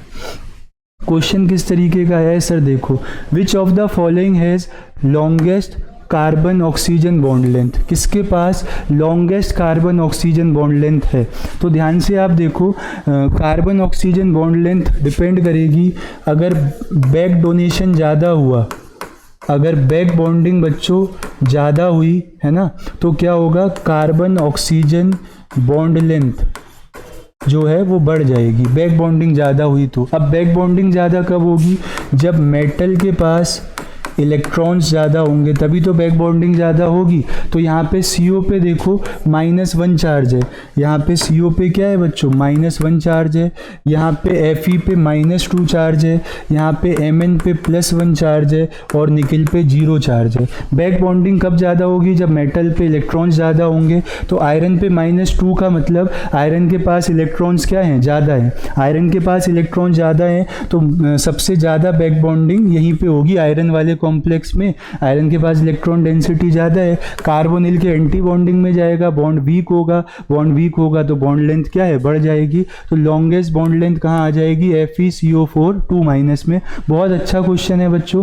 इस तरीके का क्वेश्चन आपको NCERT पढ़ने के बाद भी हो सकता है नहीं मिले, तो वो कॉन्सेप्ट मैंने समझाया था, ध्यान रखना। हाई लेवल का क्वेश्चन कह सकते हो आप इसको, ग्रेजुएशन वाले एग्जाम्स में भी ये आता है, जो जैम वगैरह का होता है ना, MSc के लिए एंट्रेंस एग्जाम, हमने वहाँ पढ़ी थी ये बात, ठीक है। तो आपको मैंने बता दिया। ऑर्गेनोमेटेलिक कंपाउंड, ऑर्गेनोमेटेलिक कंपाउंड वो होते हैं जहाँ पे मेटल, है ना, और कार्बन के बीच बॉन्ड बना होता है, ठीक है। तो मेटल का बॉन्ड कार्बन के साथ, ऑर्गेनोमेटेलिक कंपाउंड, क्योंकि कार्बन की वजह से ऑर्गेनिक वर्ड आ गया और मेटल की वजह से मेटेलिक आ गया। अब ये जो है ये आपका 2 तरीके का हो सकता है बच्चों। ये आपके पास हो सकता है सिग्मा बॉन्डेड ऑर्गेनोमेटेलिक कंपाउंड भी हो सकते हैं आपके पास, या फिर पाई बॉन्डेड ऑर्गेनोमेटेलिक कंपाउंड भी हो सकते हैं, ठीक है। सिग्मा बॉन्डेड में कौन आएगा सर? ये आपका टेट्रामिथाइल टिन आ गया, CH3 है ना। आपके पास ग्रिग्नार्ड रिएजेंट है, CH3MgBr। ग्रिग्नार्ड रिएजेंट पे भी तो यही होता है, कार्बन के संग मेटल, है ना, यहाँ भी कार्बन के संग टिन लगा हुआ है। ये हो गए आपके पास। पाई बॉन्डेड में आ जाते हैं आपके फेरोसीन्स, ठीक है, जिसमें क्या होता है, 5 मेंबर रिंग होती है बच्चों, 5 मेंबर रिंग होती है, और वो मेटल के साथ जो है बॉन्ड बनाया रहता है उन्होंने। तो इस तरीके से पाई बॉन्डेड ऑर्गेनोमेटेलिक कंपाउंड्स हैं। चलो क्वेश्चन देखना an example of sigma bonded organometallic compound. इस क्वेश्चन को कराने के लिए मैं पूरा वो बैकग्राउंड सेट कर रहा था बच्चों। ये है आपका, ये रुथेनियम के साथ है ना साइक्लोपेंटा रिंग बनी हुई है। ये क्या है, ये रुथेनियम के साथ साइक्लोपेंटा डाइनाइल रिंग है, तो वहाँ पे ये कंपाउंड बना हुआ है। ये है, तो ये तो पाई बॉन्डेड है। उसके बाद फेरोसिन में बस यहीं पे क्या आ जाएगा आपके पास, फेरोसिन में इसी की जगह आयरन आ जाएगा, तो ये भी क्या है, पाई बॉन्डेड है। ग्रिग्नार्ड रिएजेंट सिग्मा में था, है ना, और कोबाल्टोसिन भी पाई में आ जाएगा। बीच में यहाँ पे क्या आ जाएगा, अगर कोबाल्ट आ गया 5 मेंबर रिंग के बीच में 2, तो वो क्या हो गया आपका कोबाल्टोसिन। तो Grignard reagent is a sigma bonded organometallic compound. बात समझ आ रही है या नहीं? ठीक है सर, आ गई। नेक्स्ट देखना आप ट्रांस इफेक्ट। इससे भी बेटा एक बार क्वेश्चन आया हुआ है। तो ट्रांस इफेक्ट की एक सीरीज होती है, ठीक है। तो उसके लिए मैं आपको एक निमोनिक दे रहा हूँ। सोनू को, है ना, यहाँ देखो, सोनू को नोबिता इतना प्यारा है, फिर नहीं आए सचिन ब्रो कल, तो प्यार नहीं और पानी दोगे, है ना। तो ये एक निमोनिक बनाया गया है आपके लिए ट्रांस इफेक्ट की सीरीज़ को याद करने का। ये निमोनिक किसका है, ट्रांस इफेक्ट की सीरीज़ को याद करने का। सोनू को नोबिता इतना प्यारा है, फिर नहीं आए सचिन ब्रो कल, तो प्यार नहीं और पानी दोगे, है ना। तो इससे आप याद कर सकते हो, क्योंकि एक बार क्वेश्चन आया हुआ है ट्रांस इफेक्ट से, तो इसलिए फिर पढ़ाना बनता है। तो ये याद करना है, बस ये याद है तो ट्रांस इफेक्ट का क्वेश्चन हो जाएगा। अच्छा, होता क्या है sir trans effect? Trans effect बेटा ये होता है कि अगर आपके पास, जैसे मान लो सिस्प्लेटिन था, ये आपके पास क्या है, ये सिस्प्लेटिन है, तो यहाँ पे अगर मैं देखूँ कोई भी एक, मान लो एक्स लिगेंड लेके आऊँ, तो देखो ट्रांस डायरेक्टिंग पावर किसकी ज़्यादा है, Cl की या NH3 की? Cl की पावर ज़्यादा है NH3 से। तो Cl अपने ट्रांस, इस लिगेंड को क्या है, ये लिगेंड यहाँ पे आएगा, है ना, और NH3 को हटा देगा, तो Cl यहाँ पे डिक्टेटर का काम कर रहा है। Cl ने डिक्टेटरशिप अपना ली और जो लिगेंड आया उसको अपने ट्रांस लगा दिया, तो ट्रांस डायरेक्टिंग पावर है। ये ऐसा क्यों हो पाया? ऐसा इसलिए हो पाया क्योंकि ट्रांस डायरेक्टिंग पावर जो है, ट्रांस डायरेक्टिंग पावर Cl की ज़्यादा है NH3 से। तो जो लिगेंड आएगा Cl अपने ट्रांस उसको भेज देगा, यही क्या है, ट्रांस इफेक्ट। ऐसी कोई और लिगेंड हुआ तो जिसकी ट्रांस डायरेक्टिंग पावर होगी, वो इनकमिंग लिगेंड को अपने ट्रांस आके बैठा देगा, और इसी को क्या कहा जाता है, ट्रांस इफेक्ट कहा जाता है। ट्रांस इफेक्ट क्लियर हुआ बच्चों? तो नोट कर लेना है, निमोनिक हेल्प करेगा आपको। क्वेश्चन देखो क्या है, द करेक्ट इंक्रीजिंग ऑर्डर। मतलब अगर निमोनिक भी याद है तो आप क्वेश्चन अटेम्प्ट कर सकते हो, ठीक है। तो सोनू को, ये देखो, सोनू को नोबिता इतना प्यारा है, ऐसे करके देखो यहाँ पे निमोनिक बनाया था अपने लोगों ने। तो अमोनिया तो इतना ज़्यादा है नहीं, है ना, CN पहले था, CN पहले यहाँ है और यहाँ है, ठीक है। फिर अमोनिया कल नहीं आए ब्रो, ठीक है, तो अमोनिया पहले आएगा। देखना एक बार पीछे ऑर्डर लगा हुआ है, ये लो। Br क्या है, पहले है, और OH क्या है, बाद में है। फिनाइल PH पहले है, तो देखो फिनाइल पहले, साइनाइड, फिर फिनाइल, फिर Br, फिर अमोनिया। तो बी ऑप्शन आपका मोस्ट अप्रोप्रिएट बैठ रहा है। तो वो सीरीज़ याद होनी चाहिए थी, ये क्वेश्चन हो जाता है। और मेरे ख्याल से उससे पहले नीट में पढ़ाया भी नहीं जाता होगा 2016 से पहले। जेई मेंस एडवांस में अलग बात है, नीट में यार NCERT फोकस रहते हैं। चलो यहाँ देखना आप, जॉन टेलर डिस्टॉर्शन। होता क्या है बेटा, जो ऑक्टाहेड्रल ज्योमेट्री होती है ना, ऑक्टाहेड्रल ज्योमेट्री से थोड़ा सा डेविएशन हो जाता है, ठीक है। ऑक्टाहेड्रल ज्योमेट्री थोड़ा सा डेविएशन होता है कब? ऑक्टाहेड्रल ज्योमेट्री से डेविएशन तब हो जाता है जब d ऑर्बिटल्स अनसिमेट्रिकली फिल्ड होती है ना। जब d ऑर्बिटल्स अनसिमेट्रिकली फिल्ड होती हैं तो वहाँ पे क्या हो जाता है, क्या बोलते हैं, डिस्टॉर्टेड ऑक्टाहेड्रल हो जाती है। जो ज्योमेट्री है वो डिस्टॉर्टेड ऑक्टाहेड्रल हो जाती है, या तो बॉन्ड मतलब इलोंगेटेड हो जाता है या फिर बॉन्ड लेंथ क्या हो जाती है, कम। कब ऐसा होगा, जब डी ऑर्बिटल्स आपकी अनसिमेट्रिकली फिल्ड होंगी। अनसिमेट्रिकली फिल्ड बहुत ज़्यादा है, सिमेट्रिकली फिल्ड कम है। जैसे D3 T2 G3 होगा सिमेट्रिकली फिल्ड, D5 है ना, ये सिमेट्रिकली फिल्ड है, D10 है आपके पास, ठीक है, D6 है स्ट्रॉन्ग फील्ड लिगेंड में, ये क्या है, सिमेट्रिकली फील्ड है। तो ये सिमेट्रिकल ऑर्बिटल्स हैं जहाँ पे कि कोई दिक्कत नहीं आएगी। लेकिन अगर अनसिमेट्रिकल फिलिंग हुई तो बॉन्ड लेंथ या तो कुछ बढ़ जाएगी या कम हो जाएगी। इसी को जॉन टेलर डिस्टॉर्शन कहा जाता है। ऑक्टाहेड्रल ज्योमेट्री क्या हो जाती है, डिस्टॉर्ट हो जाती है, ठीक। तो ये कहानी रहती है। देखो बात आ रही है, Jahn Teller effect is not observed in high spin complex. किन हाई स्पिन कॉम्प्लेक्स में जॉन टेलर डिस्टॉर्शन नहीं होता है। एक बार बेटा D8 बनाना है जरा। D8 कैसे बनेगा सर, D8 ऐसे बन जाएगा, ऊपर 2 सेट नीचे 3, 1 2 3 4 5 6 7 8। तो ये सिमेट्रिकल तो है, नीचे वाला सेट कंप्लीटली फिल्ड, ऊपर वाला सेट हाफ फिल्ड। तो जहाँ सिमेट्रिकल फिलिंग होगी वहाँ पे जॉन टेलर इफेक्ट नहीं होता है, बाकी सब जगह हो जाएगा। आप फिल करके देख लेना। सिमेट्री का मतलब ये है या तो ऑर्बिटल्स हाफ फिल्ड हो या ऑर्बिटल्स फुल फिल्ड हो, या कोई हाफ हो कोई फुल हो, मतलब हाफ और फुल के अलावा और कोई कॉम्बिनेशन नहीं चलेगा। यही है बेटा क्या, जॉन टेलर डिस्टॉर्शन। बताओ बात क्लियर हुई या नहीं हुई। तो ये था जॉन टेलर डिस्टॉर्शन का क्वेश्चन।